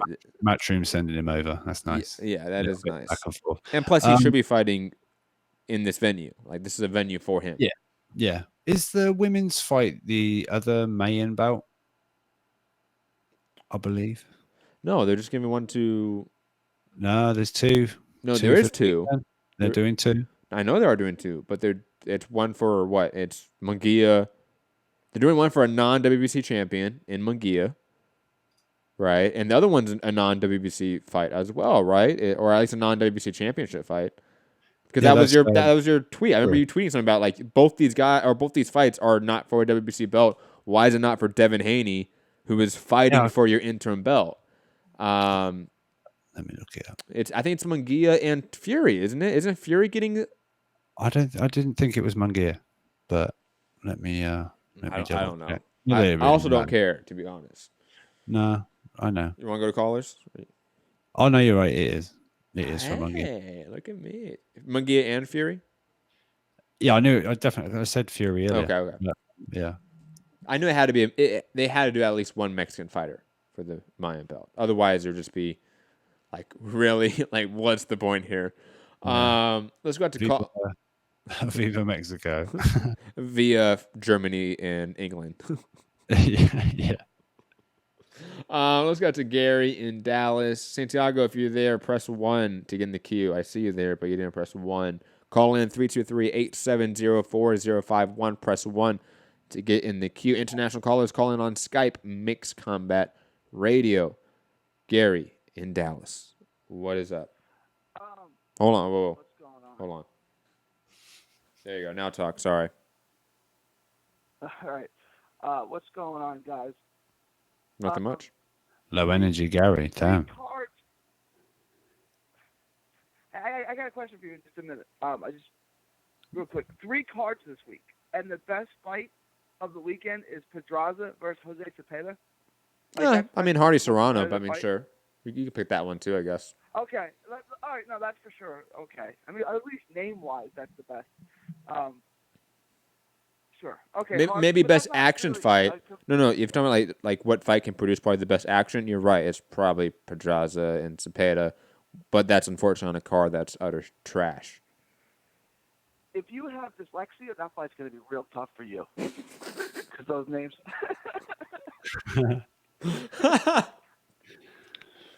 It's true. No, I think Cepeda. I like Pedraza too. I'm going to take Cepeda in that because I want to pick an upset, and I'm not going to pick Avery Sparrow. I'm going to pick Ryan Garcia by both Really? majority decision. Pedraza's look good, man. I don't know what you're thinking. Cepeda almost beat what's his name? Saucedo. He lost. But was it Saucedo? Yeah, but Saucedo wasn't ever a world champion. Pedraza at least has been a world champion, has beaten good guys, fought Lomachenko and had a good performance against Lomachenko, for God's sake. Cepeda's coming down from 140. No. Pedraza's going up to 140. Wait, no, Pedraza. See, this is going to be difficult. Pedraza. Wait, is he? Yes, I'm pretty sure. I can double check if you want, but I'm pretty sure Pedraza moved up to 140 for this fight. So, yeah. I'm going to take Cepeda. I think Cepeda's a good fighter. I think Pedraza's a good fighter too. But all right. I'm going to take that one. All right. Terry Flanagan, progress all over again. I like it. It's something like that, by the way. And Flanagan beat Cepeda, correct? That's how Flanagan won his belt? I think so, yes. Yeah. So there is a Terry Flanagan connection to all There is. There's a correlation. The Terry Flanagan correlation. Roads lead to Terry Flanagan. I think Flanagan knocked him out too, if I'm correct, right? I'm not going to remember that. I'm pretty sure. You're talking about like 4 or 5 years ago, man. I don't remember that far back. Was it that long ago? I guess so. Yeah. At least 3. At least right. 3 years ago. Rob. Yes. the zone pay-per-view, the Matchroom pay-per-view, the Regis Prograis versus Josh Taylor fight. I didn't hear your prediction. How many pay-per-view sales do you think it's going to have? 250-ish. Oh, wow. Really that bad? Okay. All right. Because Matt said maybe 200. We talked about that a while ago, me and Matt, when I said I wanted to crowdfund the fight. Matt said it would do 200. So you're thinking he's about right? Yeah, 250, maybe a little bit more because of Dereck Chisora today. Yeah. But, I mean, okay. Can you imagine if Parker was there, by the way? That'd be great. Oh, my God. Chisora would have hit him. Yeah. And the fight would be off anyway. Okay, you're off the card. Versus Joseph Parker. How many people are going to shell out their money for that fight? Like, yeah, like if I wasn't going to pay for the Prograis fight, like how many additional people are going to shell out money for that fight? Like between 0 and 5, right? For Chisora Parker, I mean, in the UK, no, I think a lot more people are going to shell out money for that fight than Prograis Taylor. They're not even top 10 heavyweights. I mean, maybe Parker's a top 10 heavyweight, but Chisora's not. Yeah, but it doesn't matter. You do understand that, right? Like name value, star power, drawing power, those are all more important like values in this equation we're talking about here. Whether two professionals are going to be making their debut on November the 9th, Gary, and more people are going to watch that than any fight on the... Great point there, Rob. I mean, we're going to have a KSI Logan Paul, two guys making their pro debut as a main event above potentially Billy Joe Saunders and Devin Haney. Two-weight world champion and a legit contender. So, okay, like this shouldn't be shocking to you. A real conversation about Dereck Chisora. Joseph Parker doesn't add value. He doesn't sell tickets in the UK, right? I mean, he does in Australia, New Zealand. I don't know about that. He doesn't sell tickets. No, all right, I could be wrong. Well, wait. We know him, obviously. Wait, Gary. Is what you're saying? Parker doesn't sell any tickets. He sells too few tickets to matter, or I don't like what are you saying here exactly? Tickets. I don't think he sells many additional tickets or pay-per-view buys for that fight. Like I think if you replace Parker with any other run-of-the-mill heavyweight, if you replace him with Bryant Jennings, if you replace him with Dominic Brazil, a non-British run-of-the-mill heavyweight. That's just not true. Look at the last. Just look at the last Chisora fight against Gashi, a run-of-the-mill fucking heavyweight from Europe. Was that pay-per-view? No, because it was utter trash. But Chisora Parker, the matchup of them together, especially combined with some good fights on the card, is absolutely pay-per-view in the UK. Chisora Parker on its own is pay-per-view. Yeah, with a good card, yeah. No. You guys gotta find something better to spend your money on. Well, I don't agree with him, Gary. No. Look, you may not agree with it, Rob, but this is just a matter of fact from the casual audience that they will buy a Chisora fight and a Parker fight when they are matched up well in the heavyweight division and it's pay-per-view. Like, the numbers speak that. They do. All right, I don't know. Matt, would you pay for Joseph Parker versus Louis Ortiz in the States? Look, it doesn't matter what I would do or what Rob would do, what you would do. What will the casual Yahoo dumb motherfucker that listens not to this show, but to, I don't know what the equivalent to ESPN is in the UK, like Sky, like the regular Sky Sports channel, like run-of-the-mill, like that Yahoo that just watches that, like highlight reel package daily. Like they are the people that will watch and pay for Chisora Parker, especially in this context over a Prograis Taylor fight, if we're using that hypothetical. Which is crazy because that Prograis Taylor fight is so good. I am so into that fight. So am I. But guess what, Gary? Me, you, and Rob are a very few select people. And we represent a very small percentage of the sporting audience. That's true. I just think you're right. If they charged me $80 in the States to watch Taylor versus Prograis, I'd pay $80.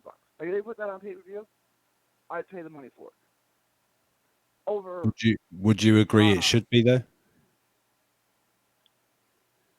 Again, No. that's not for me to decide. Like, if they can make money on it, then they should make money on it, right? Like, I think it's bad for the sport, but no one's gonna watch the fight anyway. So what difference does it make, right? Like. So Gary, I know you sat on the fence originally in your answer, but the rest of your answer was, look, it would be awful if it's pay-per-view. So in a sense, you're saying, yeah, it would be bad if it's pay-per-view. It does not deserve to be pay-per-view. It's okay to say that, Gary. Gary, it's okay to say certain fights don't belong on pay-per-view. I said it. Look, I went against the Matchroom thing. Crawford Postal did not deserve to be pay-per-view. Did we buy it, Gary? Yes, me and you and 49,998 other yahoos bought that motherfucker. Okay? Did Triple G Lemieux deserve to be pay-per-view? No. You know, Is there such thing as pay-per-view comps? KSI Logan Paul, the first fight, was that pay-per-view? Or did that deserve to be pay-per-view on YouTube?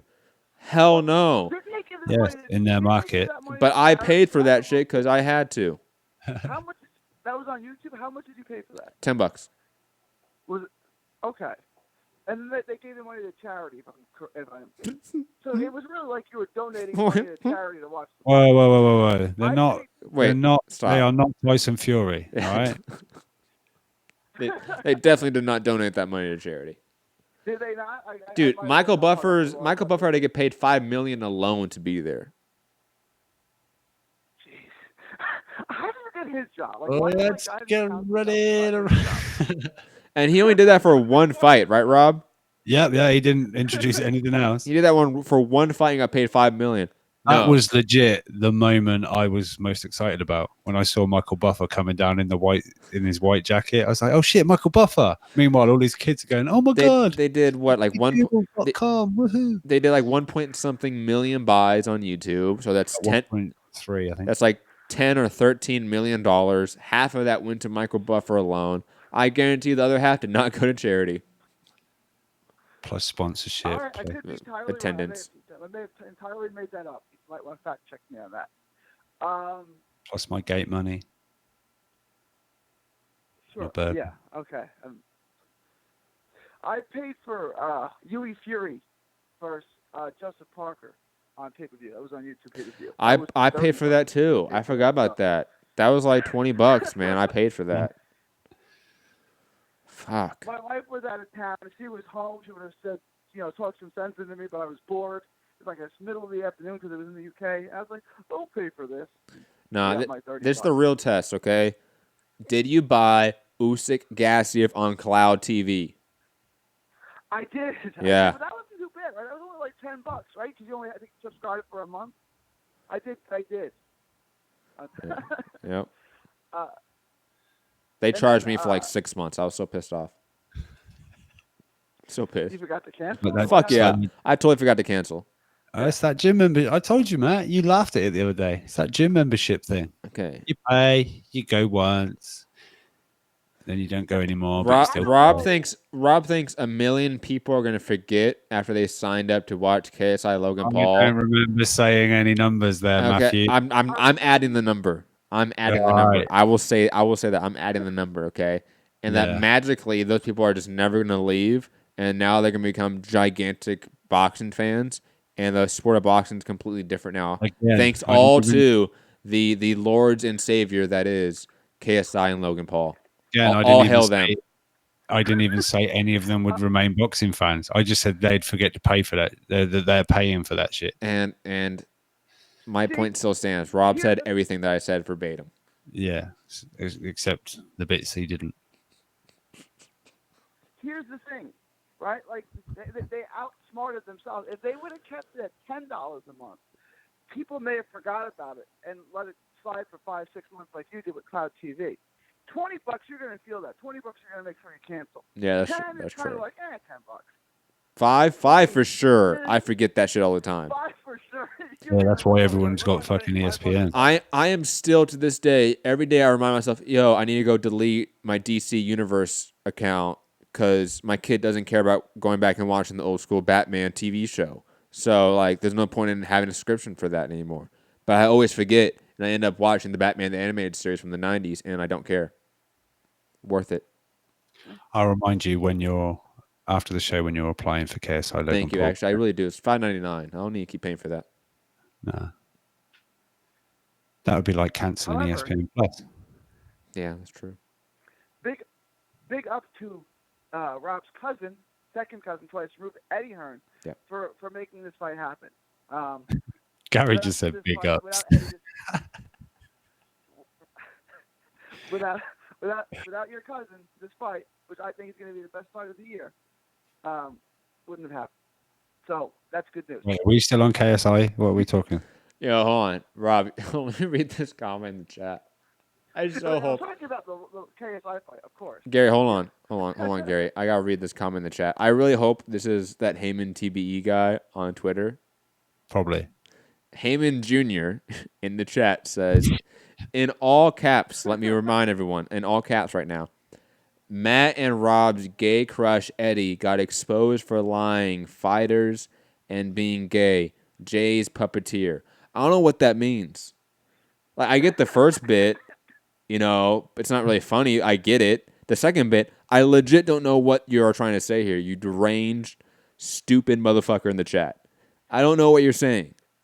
Who is Jay? Is that Jay-Z? I'm confused. Ugly celebrity, by the way. But anyways, back to you, Gary. Sorry about that. I just found that too funny. I had to mention that out loud. These are the comments I get on a daily basis on Twitter, by the way, as well. It's weird. If you don't respond to him, I do, though. He can't. He can't help it. That's so fun. It's like that guy that called in and said the same people that paid off the judges in the Yes. fight were the same people who paid off the study of the 2008 Olympic Games or whatever it was. I think it was 2008. Yes. It was the same people. That was so good. You just said, "You have a good day, sir," and let him go.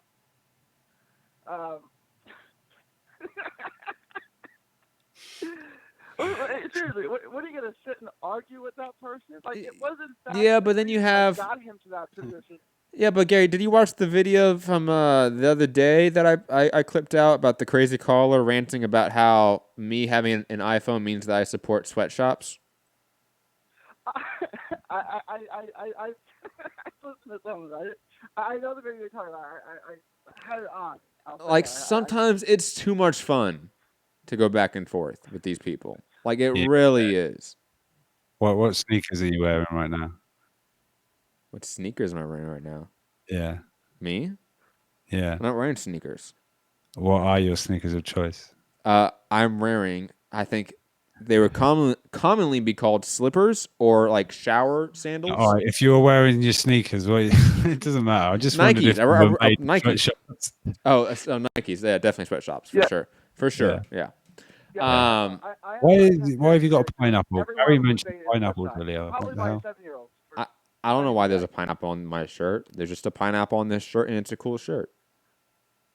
Which was weird because my wife dressed both my boys in a pineapple shirt. Yeah, we planned I it. thought it was like Pineapple Day. Yeah, we planned it. Apparently. Yeah. Apparently. Yeah. Okay, it's nice that you Alright, celebrate it's that. not Pineapple Day. That was just a weird coincidence. Yes. Okay. But anyways. Anyway. I don't think World at Pineapple Day is going to catch on like Christmas. Nah, it's not. It doesn't have the ring to it, Nah. Pineapples are delicious, though. Pineapples are really good. Fuck yeah. Definitely the best fruit. Yeah. I don't know about that. Whoa. Like Gary with another hot take. Oranges are still like pound for pound, like the best well-rounded fruit. Oranges are boring. It's just because they're easier to access. But if I put pineapple next to orange on a plate, right? No one's going to take the orange. Everyone's going to go take the pineapple. It's just the pineapple is hard to get. Yeah, because pineapples are super easy to fucking eat, aren't they? Go and pick a pineapple. You can dig straight in on that bad boy. That's Gary's point. Is that a pineapple is harder to get, so therefore. Yeah, but an orange as well. You don't want to. No, orange isn't hard to get. What are you talking about? You have to still do some shit before you can put it in your mouth. Okay, are you really equating? The apple. He's right about that. Strawberry, pick it, eat Yeah, it. that's probably Done. true. Grapes, pick it, eat it. Raspberries, pick them, eat them. Yes. Raspberries are good too, man. I mean, I don't know, man. Pineapple. No. Can't just say that. We need to do a fruit pound for pound list. On trending now. No good. Anyway. Heyman Jr. with another good callback or call out, I should say. Mango is TBE. Mango's pretty good too. I gotta say. You waste half a mango cutting around the stone. You have to cut like the fucking big stone in it, right? Why isn't that stone should be fruit? Then I would partially agree. Papayas are pretty good too, or guavas. I like guava juice. Guavas, yeah. Where does the guava and the mango grow? Is that an Asian fruit, or is that like a Caribbean fruit, or is that something? Mr. David in the chat, strawberries defo. I mean, that's a good. I mean, strawberries are like one. It's like an orange. Strawberries are like oranges. Like they're everywhere. They're not. No, they're not. What do you mean they're not everywhere? They're not like oranges in any regard. In terms of 90 seconds. Like taste-wise, but in accessibility. Yeah, and also in terms of like how much other sort of food items it's in. Like you can find orange flavored shit all over the place. Strawberry flavored shit all over the place. Mango flavored shit, not really. You know, pineapple juice, it's harder to find. I'm just saying. And how often are you? How often are you having guava juice, man? Hold on, guys. This is really important here. Kama in the chat is about to be blocked, saying tomatoes are the best fruit. You about to be seconds. He's just being smart. He's just being smart. No, you should be. That's a criminal right there. Don't you dare put tomatoes on any level with oranges and papayas and pineapples and shit. Being smart because it's a fruit. You know? He had been right if he said tomato was the best vegetable. I don't care what the scientists say. I'm still calling it a vegetable. I don't care what the science is. It's not what scientists say. Fake news. Fake news. Tomatoes are vegetables. Get out. Not changing my mind on that. It's the fake news media telling you. Technically, peanuts are fruit. We should just nuke tomatoes, guys. Just nuke them. Did you know that watermelon is a vegetable? What? It has seeds in it. How? 10 seconds. Go look it up. Because the official state vegetables of Oklahoma is the watermelon. And we're all making fun of them because they think watermelon's a fruit. And then the guys in Oklahoma showed us, no, it's a vegetable. Mr. David with bananas. I like bananas too. Good call out as well. Yeah, bananas are great. One of the easier fruits that you have to, gain access to. They're up there. They're quite an easy one that you do have to. I feel like Rob is like, you're almost like, you're like a very simple man here where you need fruit that are just like you can automatically eat without any work whatsoever. Yeah, less work. Look, that's just how it is, People have got busy shit, Right. I mean, I didn't even begin to know how you're getting guava juice, Matt. I can't figure that out. How you get guava juice? What do you mean? No, it's all right. Don't worry. Have you never had guava juice? It's delicious. It's fantastic, by the way. Guava juice is pound for pound the best juice, but I just can never find it. In a guava. Are you serious? People sell guava juice? Like you can go to a supermarket and get guava juice? Oh, yeah. I've never heard of that. Are you serious? Okay. Yeah, it's impossible to find, but if you can find guava juice, buy that shit in bulk. I'm telling you. That's got to be like some double entendre guava juice. I don't know what anyone's talking about right now. Like the guava fruit, like the fruit. No, it's all right. Just Gary. What else you want to talk about? Heyman Jr. is right. Rob the lazy dosser. It's not. It's just on the go. You don't want to be fucking picking an orange to pieces, trying to get the white shit off, and all that crap. If it's prepared, fine. You could just pick an orange. It's fine. Ooh. Like melon. It's all right. Mr. David bring up a good combination for like a fruit bowl, blueberries and strawberries. I can eat a bowl of blueberries and strawberries any day, anytime. Especially if the blueberries are frozen. I mean, blueberries, you need ericaceous soil. It's kind of, they're not so, they have to be in a purpose area. You said words, I don't know what they mean. We're going to go back to Gary and boxing. Devin Haney, I get that Eddie Hearn wants to make him a star, and to do that, you're going to have some in New York and some in LA, you're going to have some in from all those places. I get that. But shouldn't this fight be a co-main to something better? Because I can't see this selling. He's fighting someone I've never heard of. Oh, that's not true. The guy that had a majority draw decision victory over Hank Lundy is his best win. This is going to bomb, right? Like, typically, when you put a fight at the Little Building, it's a good fight or it has a New Yorker involved in it. This is neither one of those things. And I get why he's doing it. I just think this is the wrong fight to do that in. Well, there's definitely a New Yorker on this card. I don't know what you're talking about. Serrano and Hardy are going to sell a bunch for this. I mean, they're going to be, in large part, the ticket sellers for this venue and for this event. Oh, Heather Hardy's from New York? Dude, she trains like Gleason. She is, right? She's like Brooklyn through and through. She... Jeez. I mean, she ain't got time for fucking oranges, man. She is actually one of the better ticket sellers in New York. I will add that point as well. Like, amongst men, too. And people might not like that, but that's just factual. She can draw. Wild. All right. So she's the one selling the tickets. Okay. Yeah. And plus, Serrano's Puerto Rican, man. Come on. Yeah, that was the only thing I could think of. I mean, she's just like Cotto. I mean, she's not from New York, but there's a huge Puerto Rican. Yeah, it doesn't matter. If you're Puerto Rican, you're a New Yorker in their minds, yeah. No, for sure. Absolutely, yeah. And then, Rob, in the other fight, in the Pro Gray Taylor fight, who's selling the tickets there? Is it Chisora or Josh Taylor? I think it'll be fairly. I think a lot of Scots will travel down. This isn't like someone from LA trying to check out a fight on the East Coast. You know, this is a few hours drive. Or who will bring in more tickets though, Chisora or Taylor? Pick one. I know Taylor's gonna bring in a lot, but a lot could be 3,000 or 4,000 Scots coming down the road. That's a lot. Is that most? I don't know. I guess Chisora was going to do it. The fact he's got a good opponent. If it was Chisora Gashi, someone like that, then I don't know. The matchup adds value to it. Yeah. Look, as a B-side, Parker's delivered the second best pay-per-view numbers for Joshua. So, or just UK history. You can say that. I would check when my mouse has died. I can't do anything now. I'm pretty sure AJ Parker have the second best buy rate in UK pay-per-view history. If it's not, then it's Mayweather Hatton. Like, that would be either 2 or 3. Or Mayweather McGregor. Oh, that's right. That did really good numbers too, huh? If you type in Sky Box Office and go on the Wikipedia, they're all listed.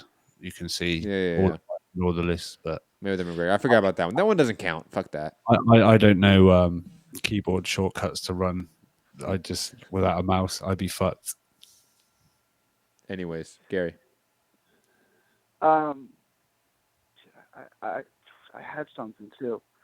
Michael Hunter's on that card too. Michael Hunter's from New York, right? Maybe like upstate. Okay, maybe I'm wrong about that. Or like Long Island. He might be like a Long Island guy. Oh, Long Island counts. I went to school in Long Island. No, it does count, but like I always forget Long Island guys being New Yorkers. Yeah. You know.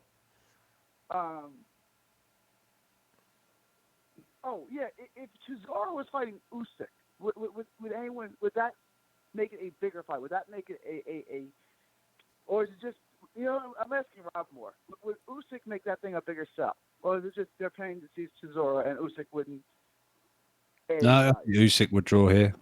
I think he would add. Okay, so why didn't they make that fight, right? It's a better challenge for Usyk. It's a bigger sell. And now instead of having 2 cards that are going to bust, you'd have 1 card that would sell. You'd have Usyk and Chisora in the main event and Pro Gray versus Taylor in the co-main. Right? That's a card right there. Instead of having Usyk versus some guy I've never heard of a day in my life in Chicago. Put those on the card. I'm busy. No, Eddie, I don't know. I can't answer your question, Gary. Why didn't they make that? Why didn't they make that fight? Probably from a pure like financial standpoint, like the budget for all the fighters for that kind of card would be too much. But then again, like I think maybe you are looking at Chisora Parker as like a whatever fight, but Matchroom and Sky aren't looking at it like that. Like that's a big fight for them. That's one of the bigger fights they put on in the UK domestically this year, because both guys have traditionally done great numbers on pay-per-view and great numbers overall in terms of just like TV viewership. Like they are stars in the UK sporting market. Not in the U.S. sporting market, but in the U.K. sporting market, they are. So, while you think maybe Chisora Usyk would be far bigger, I don't think it would be. I think Parker is a significant commodity over there and overall in heavyweight boxing. I think you don't think that, but I think casual sporting fans in the U.K., they think that. And that might matter more. But I would say this, a Chisora Usyk fight is maybe marginally bigger than Chisora Parker, but maybe. I don't know if that's the case. Parker has a better history in pay-per-view over there, not Usyk. Well, what did Usyk and Bellew do? That was pay-per-view, I'd imagine. Yeah, but it didn't do AJ Parker numbers. Done like, what did I say earlier? 7? No, that was Hey Bellew. Oh, I don't know what. What do I press to go through my windows right now? Do you not have like a trackpad? No, I got this fucking thing. No, like on your computer, there's no trackpad next to your keyboard. Just a keyboard. Oh, the little mini one. I must be able. I'll look it up. He's like 100 years old. He's sitting there with a floppy disk in his hand, trying to figure out how he plugs his VCR into it. Like what are you talking about? Like you think I don't know how to control my computer without a mouse, Gary. That's it. Don't go down the floppy. I don't know how to do that. I don't know. No, see, the millennial can't help me either. So go fuck yourself. I don't know. I've never had to do that without Vaseline. Mr. David is saying it's 500K about. I want to say that's right. I want to say Hey Bellew was more, like significantly more too, which is to be expected. I've got a window with it on. I just can't change it from the fucking StreamYard one. Someone in the chat, Mac users, which I can't read the chat either because I'm not on the YouTube right now. No, everyone's saying different numbers. Okay, Leonard, I trust Leonard. He's saying about 600K. There you go. For Bellew Usyk, that's a good number, right? I mean, I know it's not an AJ number, but it's a good number. Yeah, but then then Parker also had the Dylan White fight, which did around that number as well. Who's a bigger draw, Bellew or Dillian White in the UK? Dylan White. Okay. I can't give you any factual information right now. That's an opinion. I'll look it up. But Gary, what do you think to Matchroom's new heavyweight signing? Majidov, the world amateur super heavyweight champion. Let me answer for Gary. We don't know who that guy is. He beat AJ. He beat Kuzman in the amateurs. Mm-hmm. Making his debut, I think. What card is it this weekend? I think he might. When did Eddie say it's on? Or is it the Usyk card? I can't remember. If it's anything like that Cuban gold medalist, I mean, I don't care right now. I got to wait and see you first in the pros. Robski. Yeah, Robski, whatever. What was that guy's name? God. It was like the same name twice. I want to say it was. Yeah, Robski, Robonski. Some shit like that. I can't remember, but that's for sure wrong. Gary, what else, man? Let's wrap up your call, man. We gotta get out of here. Yeah, man. 10 past midnight. This has gone on long enough. I think I'm out of ammo. All right, thank you for the call, Gary. Rob, that's gonna be it for today. Final thoughts time. Go. Final thoughts. Yeah, Dereck Chisora. It was unexpected outburst that has got boxing Twitter. You know, a lot of memes and stuff like that being created and clips and this, that, and the other. But yeah, whether you agree with the way he did it, the way he went about it, or whether you agree that he's right in what he's saying, you know, but he said it, made my Monday sort of lunchtime, afternoon go by a little bit with a bit of comedy, so that was all good. But let's not forget Prograis and Taylor, they squared off and there was some heated words exchanged as well. Taylor was saying, I'm going to rip your fucking head off. You ain't fought nothing like me. And Prograis said, well, you ain't fought nothing like me. It's like, you smell. No, you smell. Stuff like that. It was bad compared to Chisora. I'll say that. Oh, yeah. Chisora, yeah. He definitely let rip. Yeah, thanks everybody in the chat as always. Hit that thumbs up on your way out if you haven't done so already. Share the show, and yeah, don't forget, click that notifications bell so you know we get these people tuning in. I see some people catching us halfway through and stuff like that. You know, you want to be here from the start. That's usually the best bit because we get to like Gary at the end and stuff, and who cares really. That was for you, Gary, because you're always giving me shit for being like late by a minute or something. Hey, it is egregious, okay? If I didn't keep fucking eating an orange before I come on, I wouldn't be late. If I just had a bowl of strawberries, I'd be here 5 minutes early. No, don't fuck with me, okay? There's like no Vaseline, okay? Don't fuck with me. I'm just saying. But yeah, I'll catch you on the next one, guys. You can find me, Matt Hunter, MCR, all platforms. Hit the like button, share the show. Excuse me. Patreon.com/Mixed Combat Radio. Be back probably tomorrow with a boxing show, MMA show, something. Gonna have a show every day. I'm formulating a set schedule because now that my kid's back in school, school, I can now set a schedule far easier. Because summertime was awful, man. Oh my God, kids when they have nothing to do are just such pains in the asses sometimes. Love you to death, but God, go do something. It's a long break, right? Yes. 3 months is long. It's long. I'm glad that he's back in school. So now we can sort of formulate a set schedule going forward with Mixed Combat Radio, trending now, and more to come. But find me, Matt Hunter, MCR, all platforms. Like I said, hit the like button, share the show, subscribe, patreon.com/Mixed Combat Radio. Championship rounds later this week on Friday. Peace.